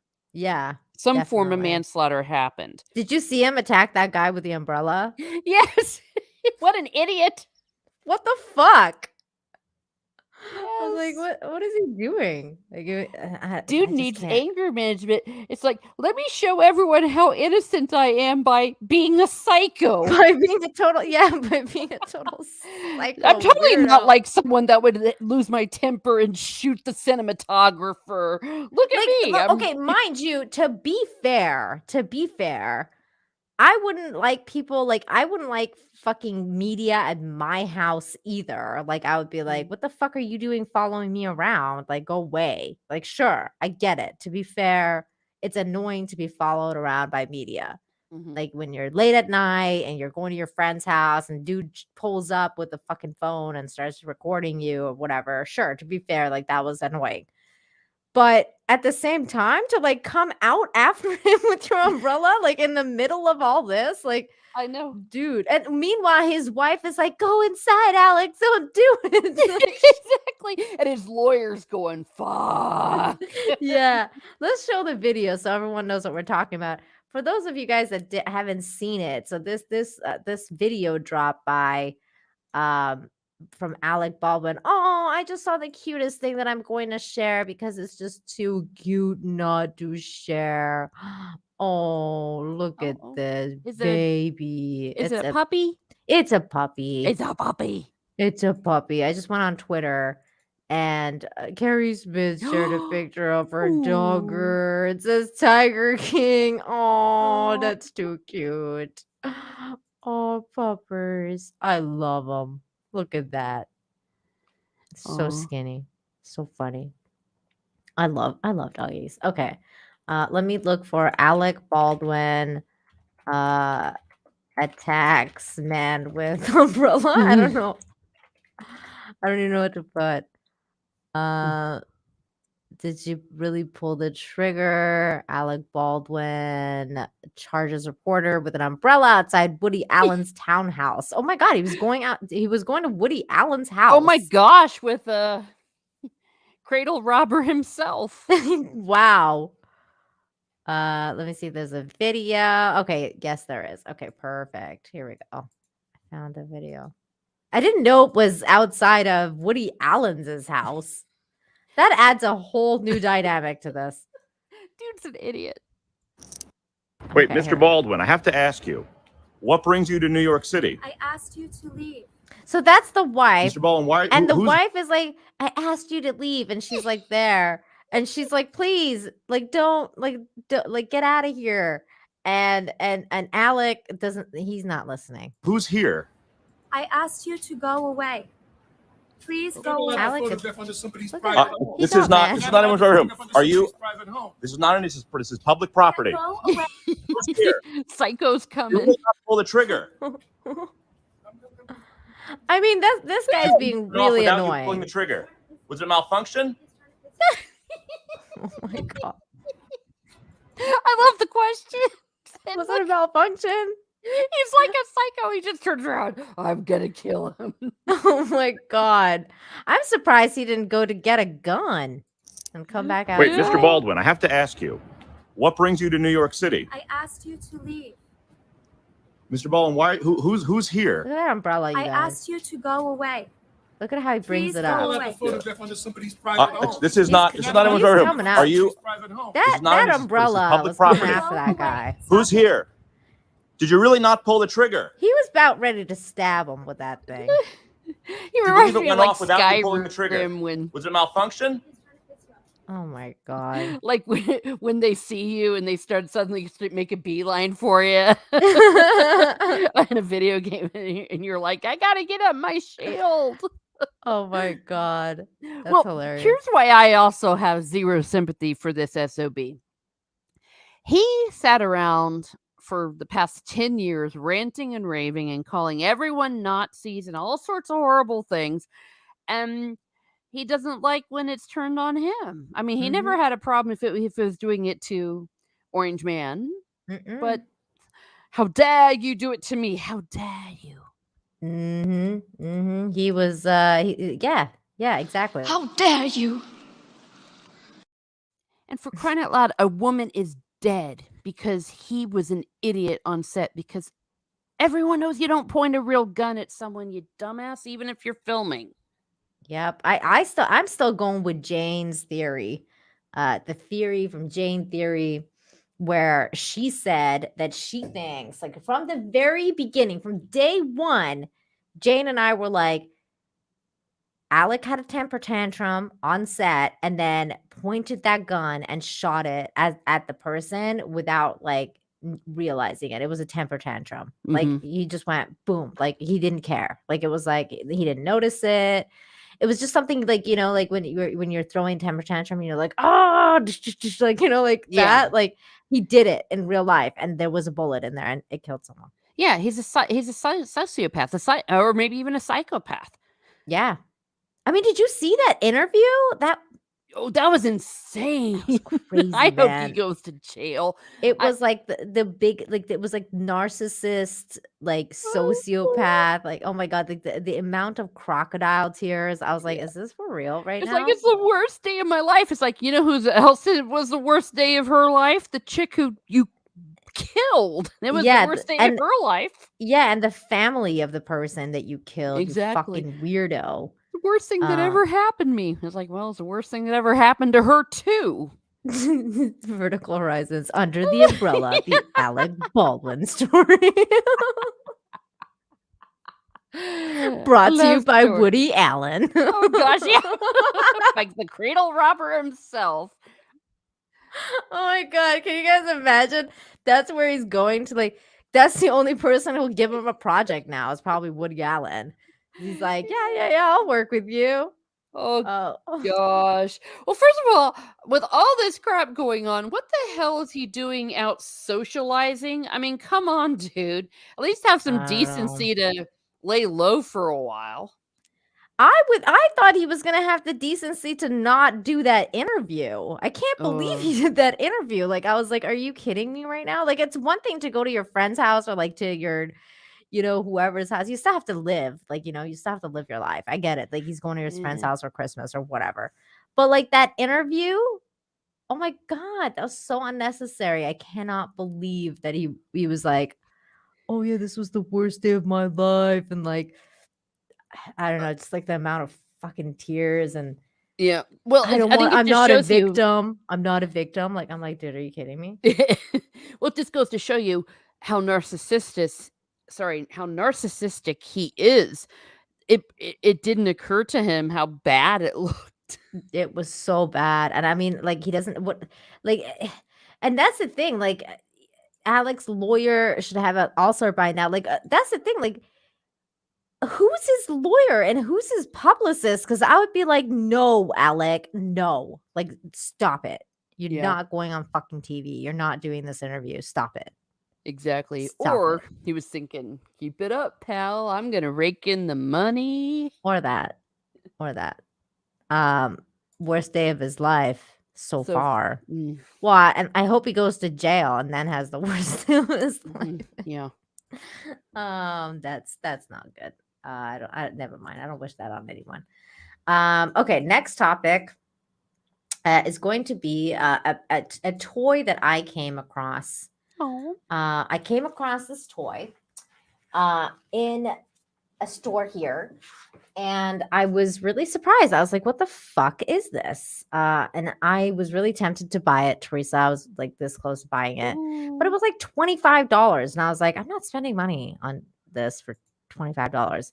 So if I get I figured if somebody pays me enough to buy this toy and do a review on it, then I will. But until then, we're just gonna watch. We're just gonna watch the trailer for this toy, which I could not believe exists. Oh my gosh. Here it is. From the makers of Guess Out, it's Flush and Frenzy. Flush the handle to see how many times to plunge. Look out! You pop the poo. Make the grab and get a token. Catch it in midair, and it's twice the points. The one with the most tokens wins. Flush and Frenzy, the game. What the heck? From the makers of Guess Out, it's Flush and Frenzy. Yeah, this is the toy. No joke. It's literally a piece of shit. And all these kids, it's about a piece of shit. That's what it's about. This is what, and then you plunge it, and then there was another one too. There was two.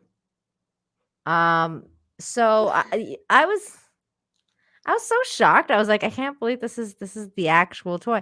I know. I thought it was Mr. Hanky. I was like, is this Mr. Hanky? But it's not. It's literally a piece of shit. That's that these kids play, and then they touch it and all this stuff. If you don't believe me, here is the picture that I took on my phone of the product at the store here, and I was like, what? Here it is. There's another one too. Okay, so let me blow myself up here, because this one is another one, and this one's just a bunch of pieces of shit. I don't know if you can see that. Oh my gosh. Hold on. Yeah, there's a bunch of pieces of shit. This one is a piece of shit and a plunger, but this one's just pieces of shit. And it was really expensive. It was like $25, like more than $25. I was like, am I literally going to be paying $25 for like pieces of plastic shit? No, that's not happening. So I didn't buy it. No, but I thought I should. Oh, I had no idea when you introduced it what I was going to be seeing, and then it was like, wow, I've seen everything now. You didn't think it was going to be a piece of shit? No, and definitely not one that's flying through the air. It's like kids, you see a piece of shit flying in the air, do not try to grab it, please. I cannot believe this is a toy. Now that what's weird is that like my husband and we did some research afterwards because we couldn't believe this was a thing. We're like, what the fuck?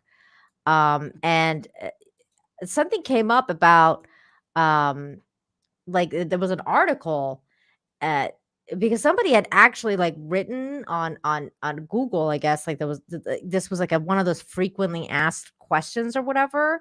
And the question was like, why is there so many poop themed toys now? Like, because I guess people were like me, like they were like, what the F is this? Because there's just all these toys that were like poop themed. And there was more. There was this one, there was another one, and there was like a Play-Doh poop thing. There was a bunch of poop toys. It's like, what the fuck is this?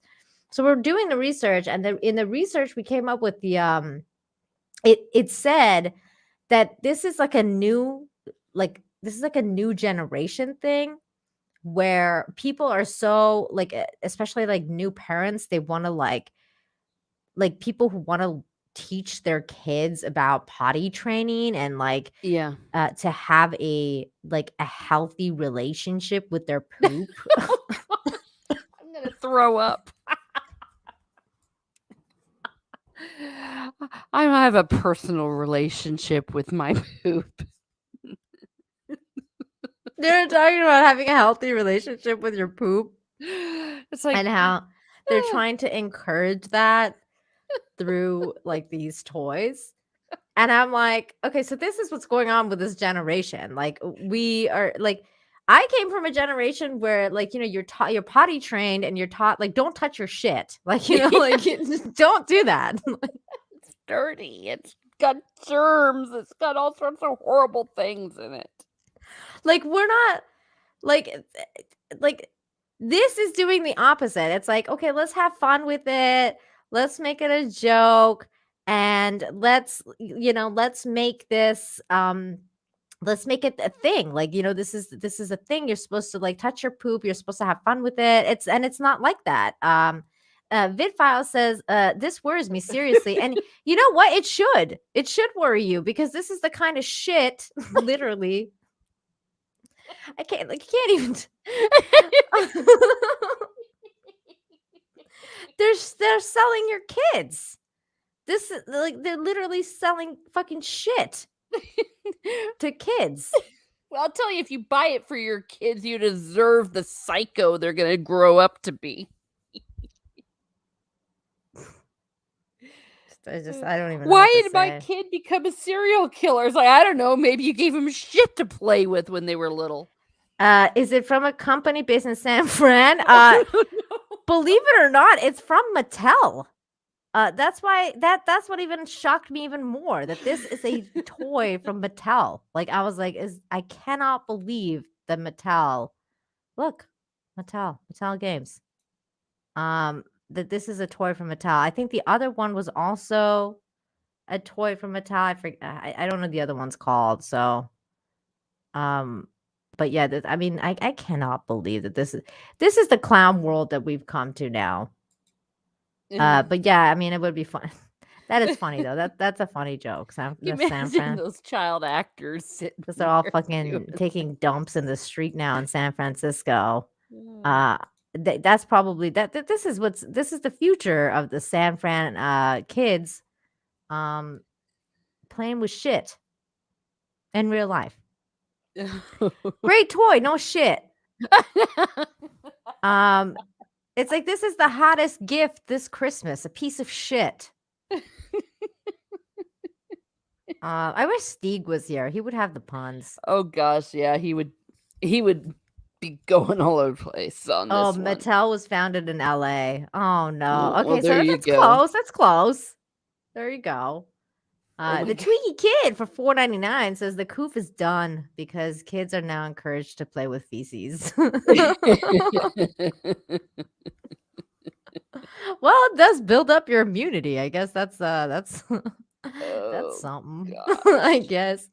Hey Hetty, good to see you. Hetty Lamar's in the chat. Nice try.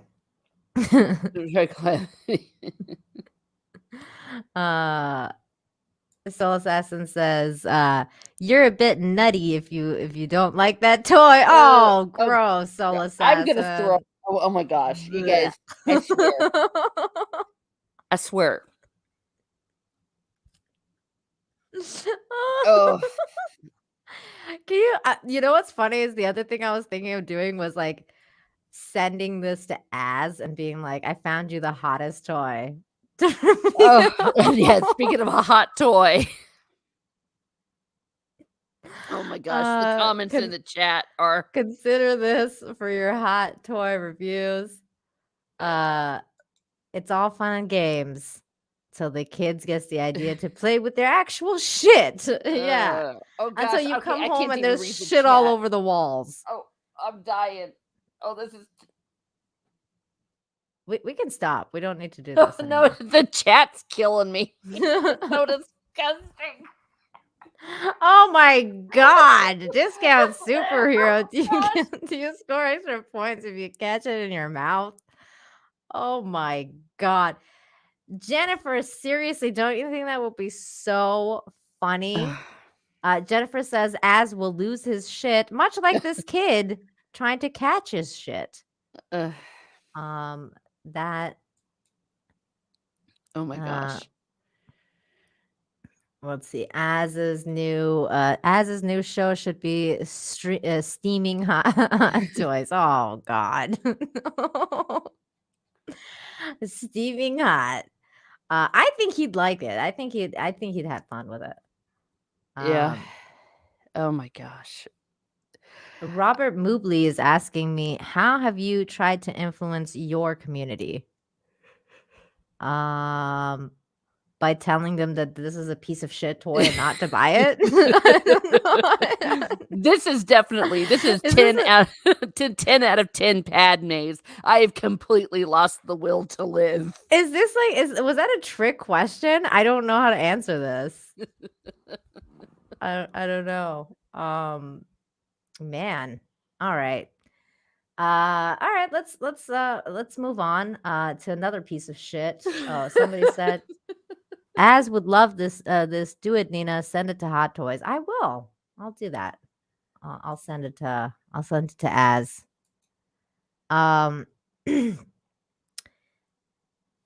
Hetty says, "Can you play the ad again?" All right, we'll play it one more time before we move along. It wasn't very long. It was very short. I mean, look at those stupid kids. From the makers of Guess Out, it's Flush and Frenzy. Flush the handle to see how many times to plunge. Look out! You pop the poo. Make the grab and get a token. Catch it in midair, and it's twice the points. The one with the most tokens wins. Flush and Frenzy, the game. There you go. It's got a stupid smiley face on it, too. Flush. Yeah, that's why it looked like Mr. Hanky. At first, I was like, is this like Mr. Hanky, the Christmas poo? And yeah, diarrhea, the game. Except it wasn't really diarrhea, it was solid, but still. Oh my God. Next year there will be a golden shower set. Oh gosh, no. I cannot believe there was another one too. There was another toy that was a piece of shit. Look, these people actually have bought it and did a toy unboxing thing. I just saw it. Oh my gosh. I don't want to watch that. I'm good. I'm done. No. Okay. We're gonna talk about another piece of shit though. And that piece of shit is his name is O.J. Simpson. Oh well, yeah. O.J. Simpson granted early release from parole. What? That's pretty funny. So O.J. Simpson, the defendant in one of America's most publicized murder trials, has scored a legal victory after being granted early release from parole following an armed robbery conviction in 2008. Mr. Simpson has been on parole since October 1st, 2017. And his parole term would otherwise expire on February 9th, 2022. Nevada State Police spokesman Kim Yoko Smith said in a statement. She added that the decision to grant early discharge was ratified on December 6th. The 2008 conviction was related to a confrontation he had a year prior in Las Vegas hotel room. A sports memorabilia dealer accused Simpson and a group of other people of breaking into his room and robbing him at gunpoint.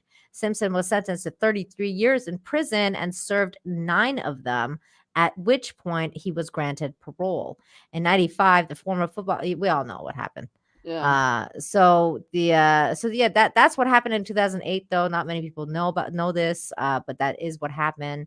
And I guess now instead of 33 years, he's served 9. So he's out. OJ's out. How did he? On what basis? I mean, what? I'm guessing good behavior. Like I don't really know what constituted killed or robbed release. anyone lately. I guess he didn't shank anyone in prison, so he can do it. I don't know. Yeah, but he's been released. I wonder if he's gonna go on to kill anyone again. That will be interesting to see. Yes, the American criminal justice system at work here. Definitely. I mean, it's weird. It's a weird. Yep. Juice is free. Well, another one's going to jail. One juice is free. Yeah. The other one's going to jail. That's well. Is he though? We don't know that yet. Yeah, he We hasn't don't been know. convicted. He hasn't been. He hasn't. Well, he hasn't been sentenced. He's been convicted. Yeah, He hasn't been my bad. sentenced. Yeah, sentenced. And I'm interested to see what the sentence is going to be about that, because a lot of people are thinking that he's not going to get jail time. Yeah, Which I think he should. I think he should get jail time. Yeah, some sort of time served or community service. Wait, he hasn't served any time. I don't know. Mm-mm. They're saying that he's got, basically a lot of people are saying that Juicy Smollett is going to get that he's going to get like community service. It's going to be like a slap on the wrist. He's going to get community service and they're going to call it a day. But I don't think that's fair. I think what he did was beyond despicable and disgusting. I mean, it's like, Yeah. he didn't kill anyone, sure, but it's like, man, like fuck you. If you are going to like, lie like that, Yeah. then go fuck yourself. Well, and the resources that he used up, all the law enforcement and everything. It's at least if they don't make him pay back every friggin' cent, I don't know. But I don't think there's justice really anymore. So Justice is a tricky thing. I mean, it's weird because like, Kyle Rittenhouse just, got justice, and I thought he did. I thought justice was served in that situation. That's true. I think it's rare, but I think it happens. Yeah. Well, he's just very, very lucky that they had all that video footage, because if not, his rear end would be in jail. I mean, he said that too. He was like, I'm really fucking lucky that there was so much video evidence. Yeah. But even with so much video evidence, I'm surprised that thing even went to trial. Like, I don't think it should have gone to trial. I think it should have just been dismissed, but it was so politicized that it went to trial. Yeah, they were out for blood. Teresa, do you know how to add your name to this stream? I don't know how to do it. You mean like in the description? Yeah, like no, not in the description, but like like underneath our video, like underneath our how do you bring up the names? Like stream names. Usually mine just shows up. Actually, now that I'm thinking about it, neither of us is yeah, I don't know. I don't know how to do that. Like, I don't know if there's a setting in your Streamlab. I don't know. I don't know why StreamYard sometimes like takes the name off, and sometimes it's there. Yeah, because I mean, I'm looking at mine and it's there. Help us out, everybody. Let's see. Yeah, I don't know. I'm gonna have to figure this out later because this sometimes happens. But Hetty, you asked if that's Jane. It's not Jane. It's Teresa Martin. It's Miss Martin Muses. Yeah. Who has a channel? Please put your channel in the chat, Teresa, so people can subscribe to you. Thank you. I can't find. I think Ancient Ones have been on it. Oh, thank you, Ancient One. Thank you. Yeah, I guess when I was ranting and raving during the education part of the discussion, he was cheering me on there. Oh, that's great. Miss Martin, I guess I'm not musing. I guess I was abusing Miss Martin. Oh, Alt F4? Wait, is this true? Eclair, if I press Alt F4 and it does something weird, I'm not. Oh. Why, hello there. This is the Miss Martin Muses show. Apparently, whatever that F4 thing. We lost Nina. I hate you, Eclair. It's like it turned into the Teresa show. I'm never listening to you again, Eclair. You're off the list now. Awkward silence. Oh, he goes, "Don't do it." Well, too late now. I trust you people on the chat, and then you failed me. It crashed everything. That's what happened. Wait, I thought people knew what they were talking about, but they don't. Yeah. Oh, I'll have to figure it out later. I was just like curious and see if I can figure it out now, but I couldn't. I don't know because it always works for me. It's always automatic. So I don't know. Wait, what? Brand selection. Brand section on what? On YouTube or on StreamYard? I think it would be on the StreamYard.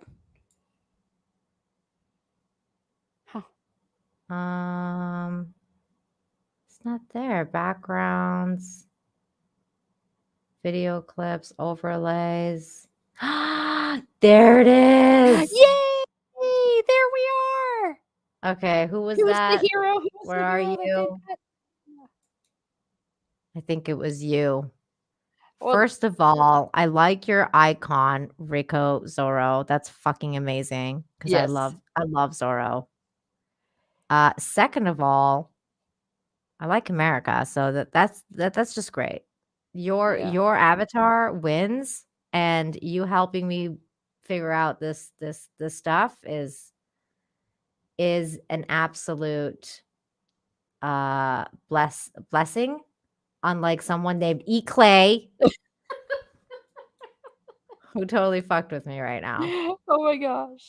So thank you so much. Thank you so much, Rico. Everybody put hearts in the chat for Rico. Yay.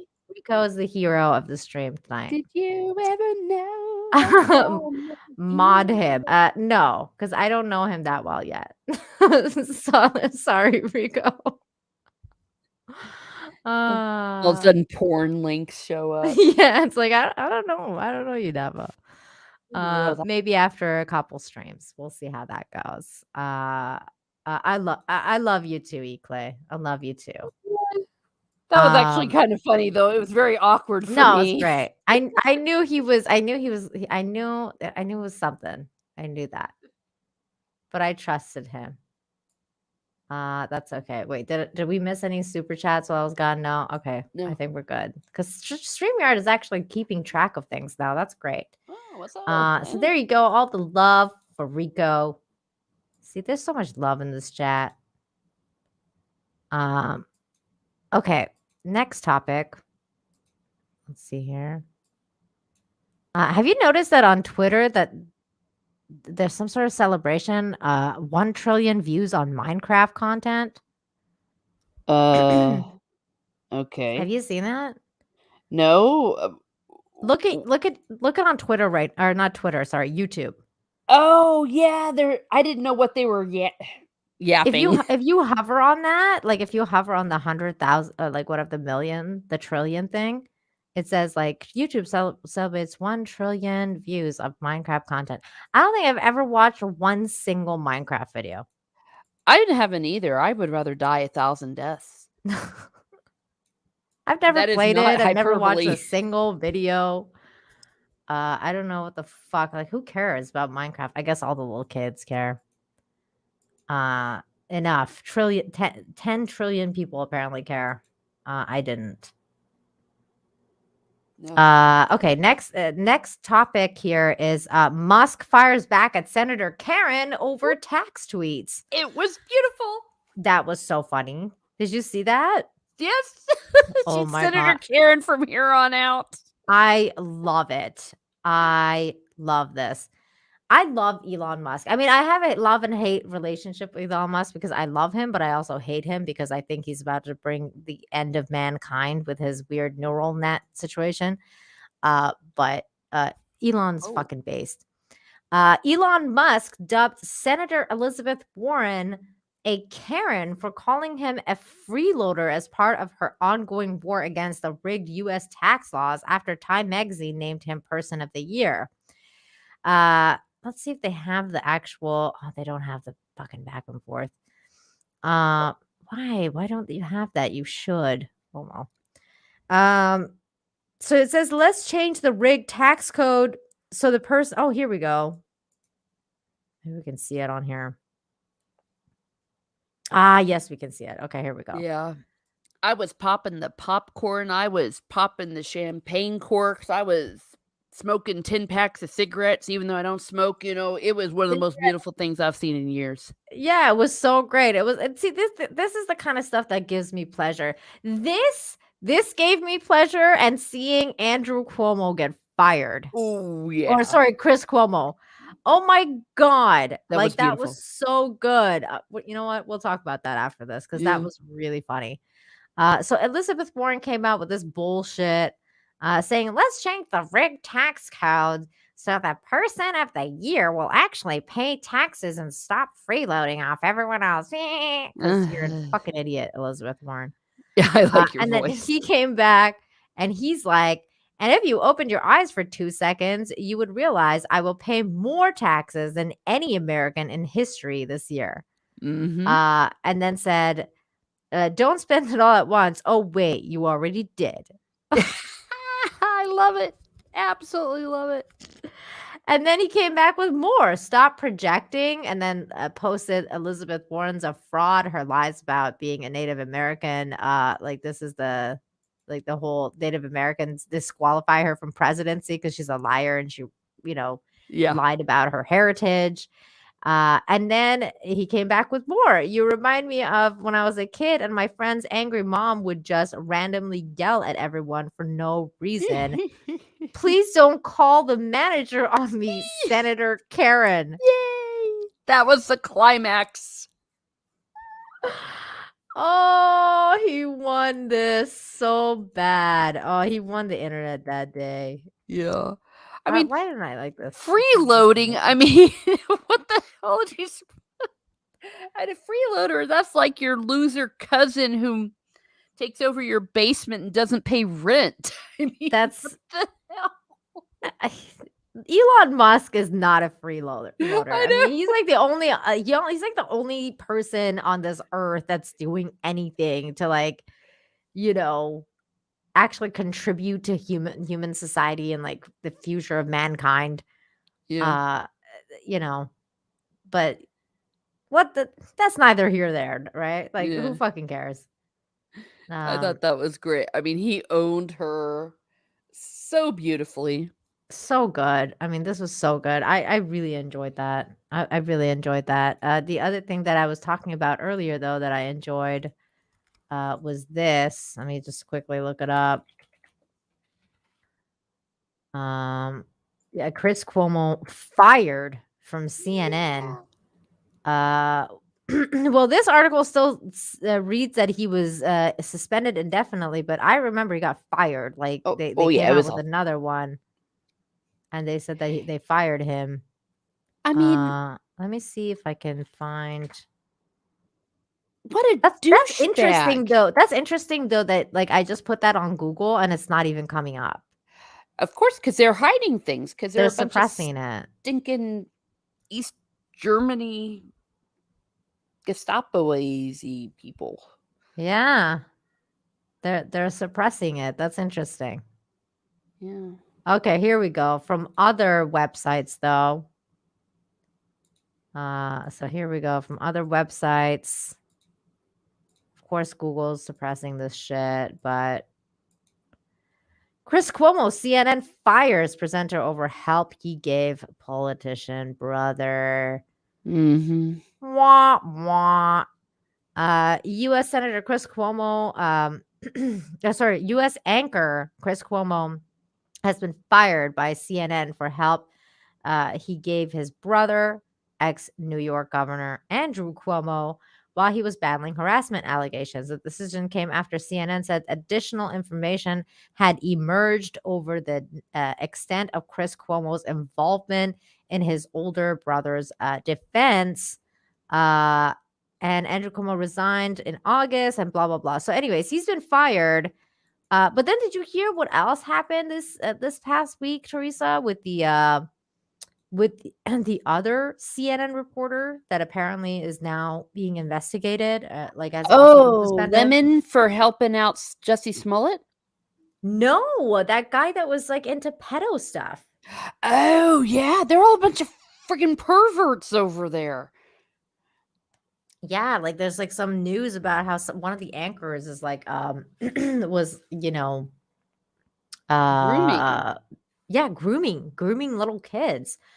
But what was weird about all that though was that the story, like how the story read, was like he paid like the mom to take her 9-year-old daughter to like to him and blah blah blah, like all the stuff. But the fact that she actually did it, like I was like, Yeah, what's wrong wait, with parents? yeah, I was like, what the hell's like? I mean, there's all sorts of shit wrong with what he did, Yeah. but there's also like stuff wrong with what she did. Like, what the fuck? Like, why you like what? Like, why are you grooming your kid? Like that's weird. Yeah. Well, I swear they sacrifice their children on the altar of fame. They do. It's fucking weird, man. I'm just trying to see if I bookmarked that thing. I didn't, but it's probably on my on my Twitter profile. So I'm just gonna scroll down here, see if I can see it. I mean, CNN, it's a freaking cesspool. Like I always knew they were full of crap, but son of a biatch. Yep. And you're telling me people didn't know this was going on? Oh hell no. Yeah, right. Like that's the other thing. Like it's like, yeah, right. They didn't know. Everybody knows. That's like saying that's like the whole thing with Hollywood and how they were like, oh, like the whole Weinstein thing. And it's like, oh, like as if nobody knew. Like, Oh, yeah, right. Everybody knew. Everybody fucking knew. Bunch of... And then they have the nerve to sit and lecture us about right and wrong and all that. Yep.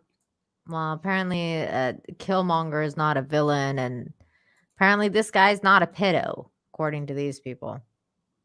So God damn, Daily Mail, like calm down with your freaking ads. Oh yeah, Papas are insane. Pedo CNN producer 44 boasted that he'd sexually trained girls as young as 7. Unsealed indictment reveals. So John Griffin, 44, was suspended by CNN last week after being arrested. Federal prosecutors and FBI say he lured a 9-year-old girl and her mom to a rental home in Vermont last July for sexual subservient training. This is the one that I'm talking about. And they were saying that like he paid her like $3,000 to go, and she went. And it's like, well, what the fuck? Like, why would she want to like get her 9-year-old? Like, she should be in jail too. Like, that's fucked up.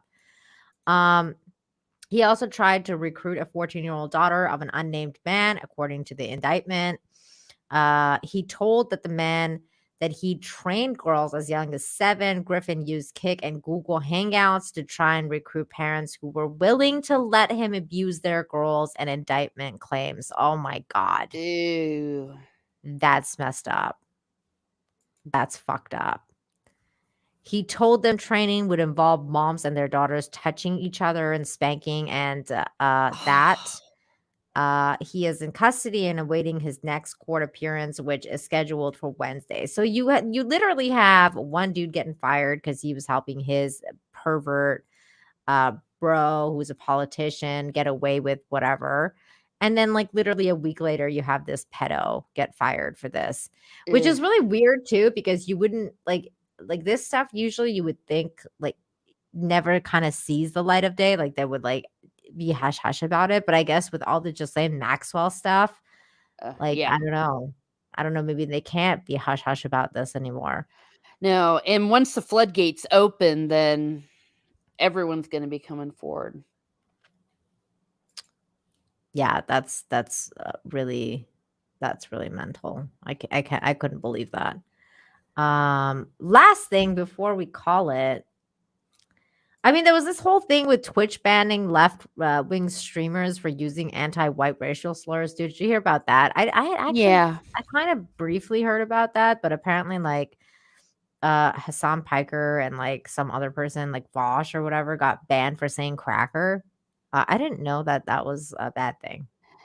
It's not exactly very good at all. But on the other hand, I think that they had to do it. They probably didn't want to do it, but they were like, darn it, if we're doing it for the other slurs, we need to. Like, we might as well do it with this one. Yeah, this was the Twitch bans left-wing streamers were using an anti-white racial slur, and the slur they're talking about is cracker.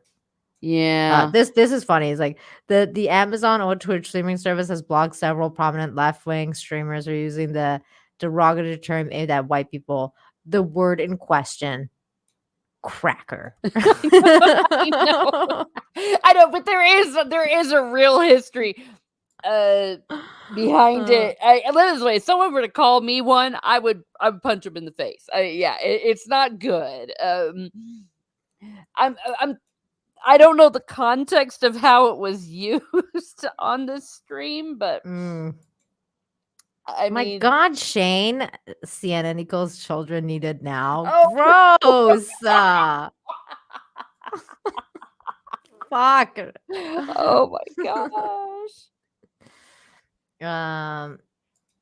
He also says, I think Bosch is a troll, at least at the very least is an idiot. I think they both are. Who wants to work at CNN? Not, I don't think anyone ever did want to work at CNN. I think they're all just fucking going along with the ride. Well, apparently Chris Wallace is moving over there. I heard the next person on the chopping block is supposed to be Don Lemon. I don't know how they're gonna get that guy, but I heard that he's next. Well, yeah, because he leaked some stuff to Jussie Smollett. Oh, is that what happened? I didn't hear about that. Yeah, that when the investigation was going on right after the incident occurred, he told Jussie apparently some stuff that the cops were discussing about it. Basically, that they thought it was complete bullshit. Ooh, here's a spicy headline because I just Googled Don Lemon just to see what came up. From CNN saying they're flat out lying. Don Lemon hammers Fox News hosts over January 6th text. Oh God. Oh, for fuck off, Don Lemon. Gosh. I mean, January 6th, it was not the fucking apocalypse, for crying out loud. Pardon my French. They really want to make it that though. Yeah. I mean, maybe I would have been really shocked if I hadn't seen state legislatures and cities burning and cop places burning, and if all those weird women hadn't stormed the Supreme Court area during the Kavanaugh hearings, maybe I would have been shocked. But even when I saw it at the time, I was like, well, it's another day in Washington. Yeah. It's just I'm just looking at these headlines here. Okay, this is funny. All right, so getting a timeline here because this one came out, let's see. This is the 9th. Okay, so the 9th this dropped, and then this one dropped when? This one dropped the 10th, the next day. Okay, so this is funny. Okay, so we got this headline here on the 9th saying Don Lemon faces ethical questions over Jussie Smollett's tip-off testimony, right? So that's the headline on the 9th. And then on the 10th, we have this headline from the New York Post saying Don Lemon brands pal Jussie Smollett a liar. So he did did he do a clip about this? Let's listen to him. He threw him under the bus.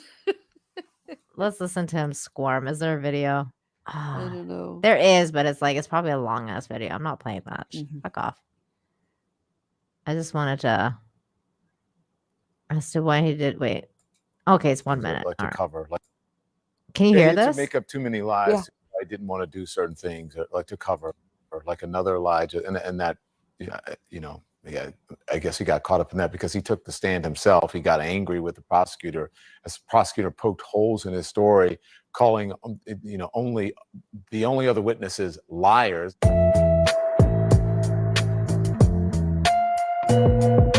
Okay.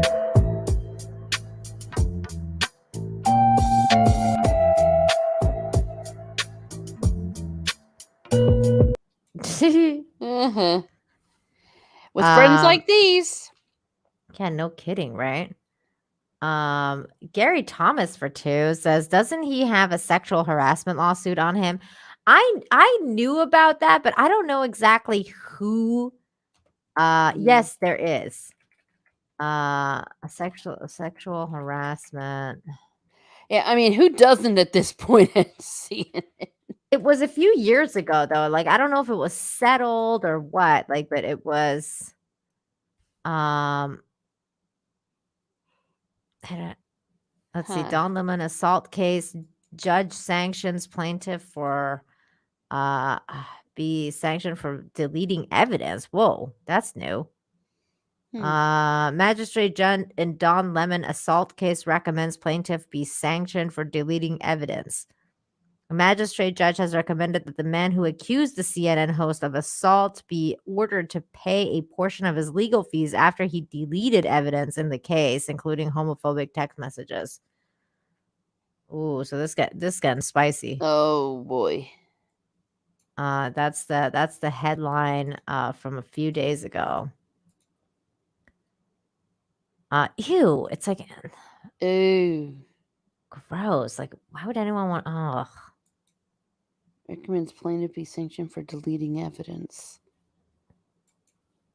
CNN anchor Don Lemon saw a legal victory recently after a magistrate judge in his assault case recommended that the accuser be sanctioned for engaging in egregious conduct, including deleting social media posts and messages in which he alluded to paying a friend and potential witness if he won his court case.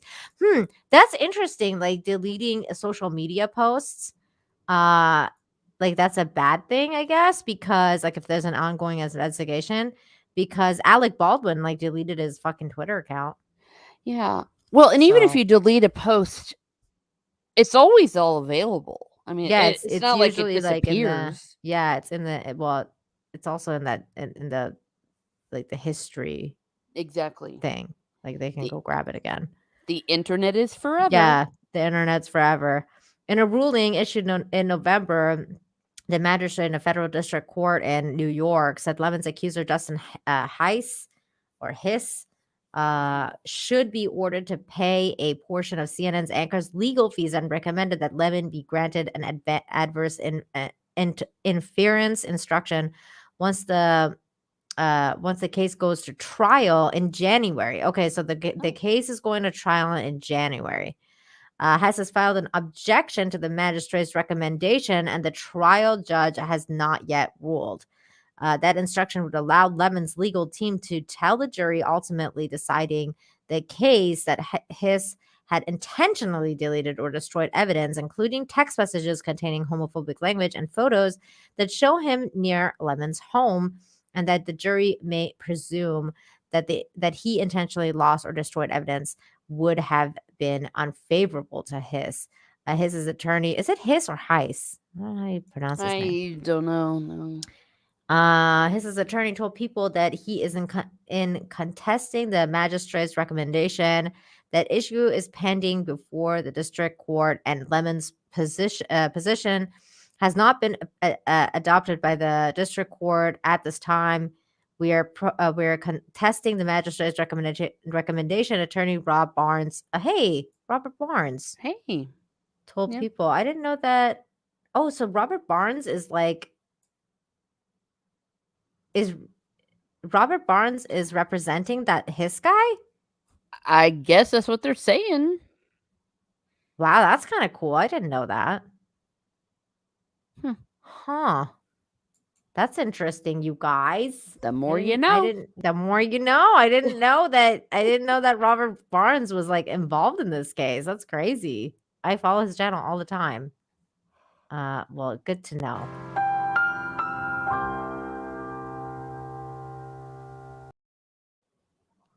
It depends on whose side the judge is on. Yeah. Well, isn't that always the case? Shane G. I bet Lemon is really sour, but everybody's a comedian. Oh my god. Hold on, I have a perfect thing for that. Here we go. Nice. Yeah, that will make Rekida's stream explode again. That's true. Well, especially like Robert Barnes's. I wonder if he's gonna do it. That's Yeah, I was crazy. gonna say on his. Yep. I don't know how that works. Like if you're allowed to do things for cases. I don't. Well, he's not gonna stream if he's representing the guy. He's not gonna do it. But he'll Yeah. probably go as a guest like after it's over. Yeah. Yeah, after all is said and done. Okay, last thing before we call it. I just saw this. I saw this headline on Twitter again. It was one of those picture headlines, but I laughed. Boy 10 steals parents' car to visit grandparents 68 miles away, then tells police he is a dwarf who has forgotten his license. Yeah. You got to give it to the kid for audacity. That's funny, man. Oh, that's good. That's good. See, here's a kid who's not playing with shit. I can tell you that this kid has balls. Yeah. He's going places. He's going places. I bet you the cops were dying laughing. Probably. I mean, I would be. Hell, that's funny. Let's see. Where is this guy from? Let's see. Let's look up the article. What's it? Boy 10 tells cops he's what? He's a. What is he? He's a dwarf. A dwarf. I'm just small. Okay, boy steals car. Oh my god, this is an old article. This is from way back. This is from like 2014. Oh my gosh. Ancient history. Yeah, see that I hate it when they do this on Twitter. Like they'll put like the like something that is like from like way back in the day, and we're all like, ha ha, and then it's like, oh, that happened like fucking 5-6 years ago. Yeah. Well, Either way, it's still funny. We'll read it. Here it is. Yeah. I found it. This fucking kid, this boss. I had a feeling he was going to be British. Let's see. Boy 10 put his 18-month-old sister in the car and drove him to visit his grandparents. Oh my god, I can't believe he put his 18-month-old I was sister gonna there, say, too. yeah, that's not okay. That's not good. Made it 10 kilometers before veering off the snowy Norwegian road. It was a Norwegian kid. Oh my gosh. It was a Viking. It was a Viking. It's like Stig's nephew. Yeah, but holy crap, those roads are treacherous. Oh my god. Told police he was a dwarf who forgot his driver's license. The children were uninjured and the car was undamaged. Well, thank God. Moly. Wow. Okay, hold on. The 10-year-old Norwegian boy, it's like Stieg Jr., who drove his parents' car into a snowy ditch, offered an inventive excuse to the police. He was a dwarf who had forgotten his driver's license. The boy... Can you imagine like when the kid like tells you like, I'm a dwarf, man, I just forgot my license. I saw that changey.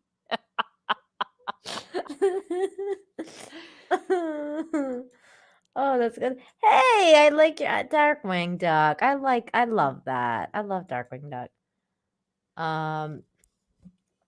Where was Steve when this was happening?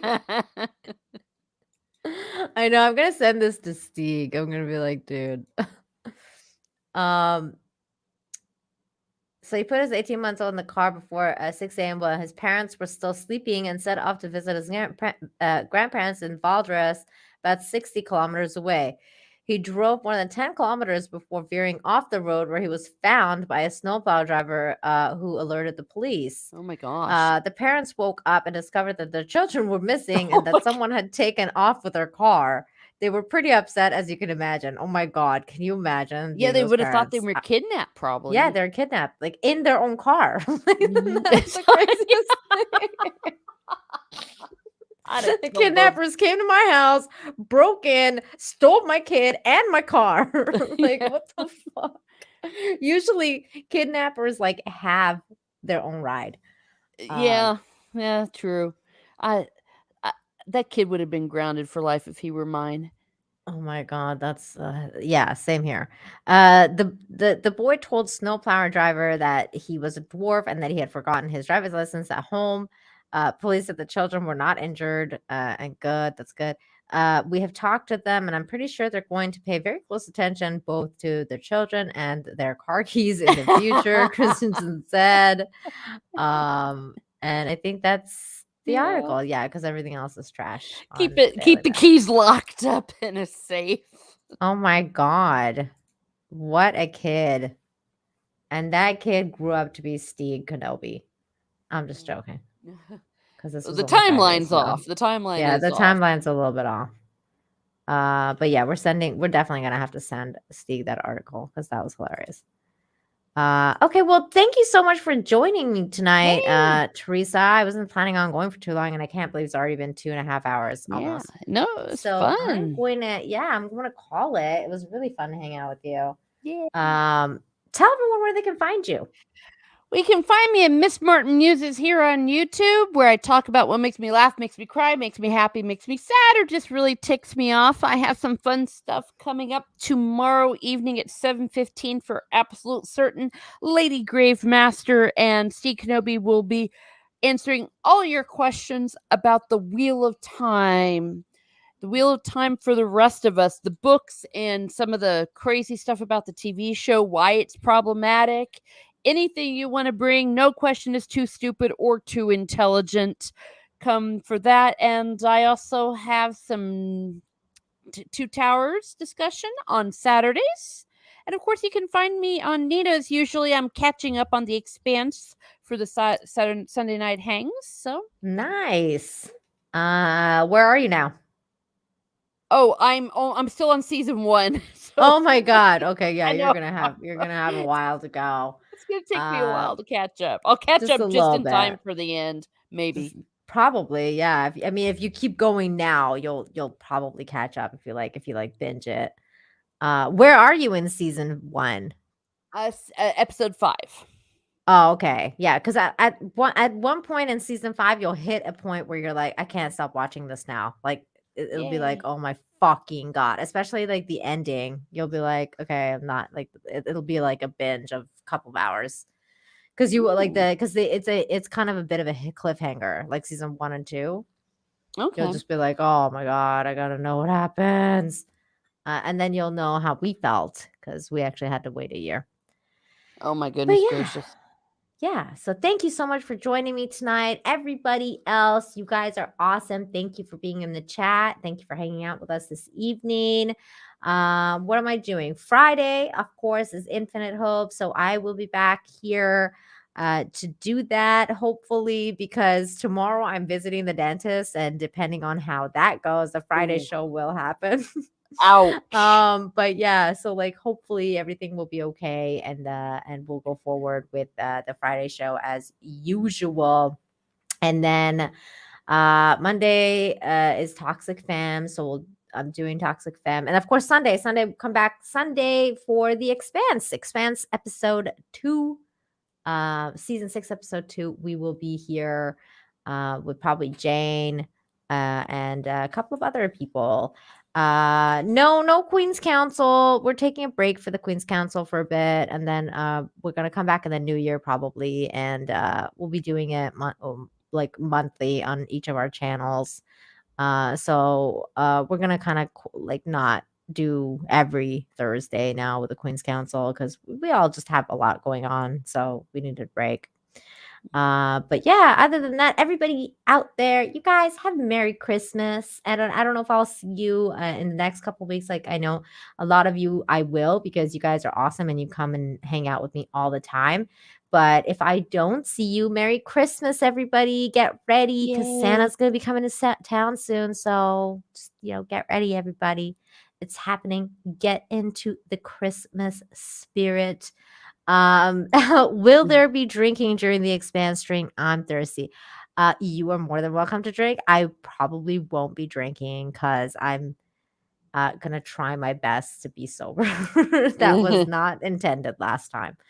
But everybody, thank you everyone so much. Thank you, Teresa, for hanging out with me. And I will see you guys on Friday. Okay. If all goes well. Let me find something to exit with. Naked Tom Holland, or not Tom Holland? The other guy. Tom Hiddleston. Tom Hiddleston. Yeah, Yeah. I'm always up for seeing him naked. All right. Good night, everyone. Take night. care.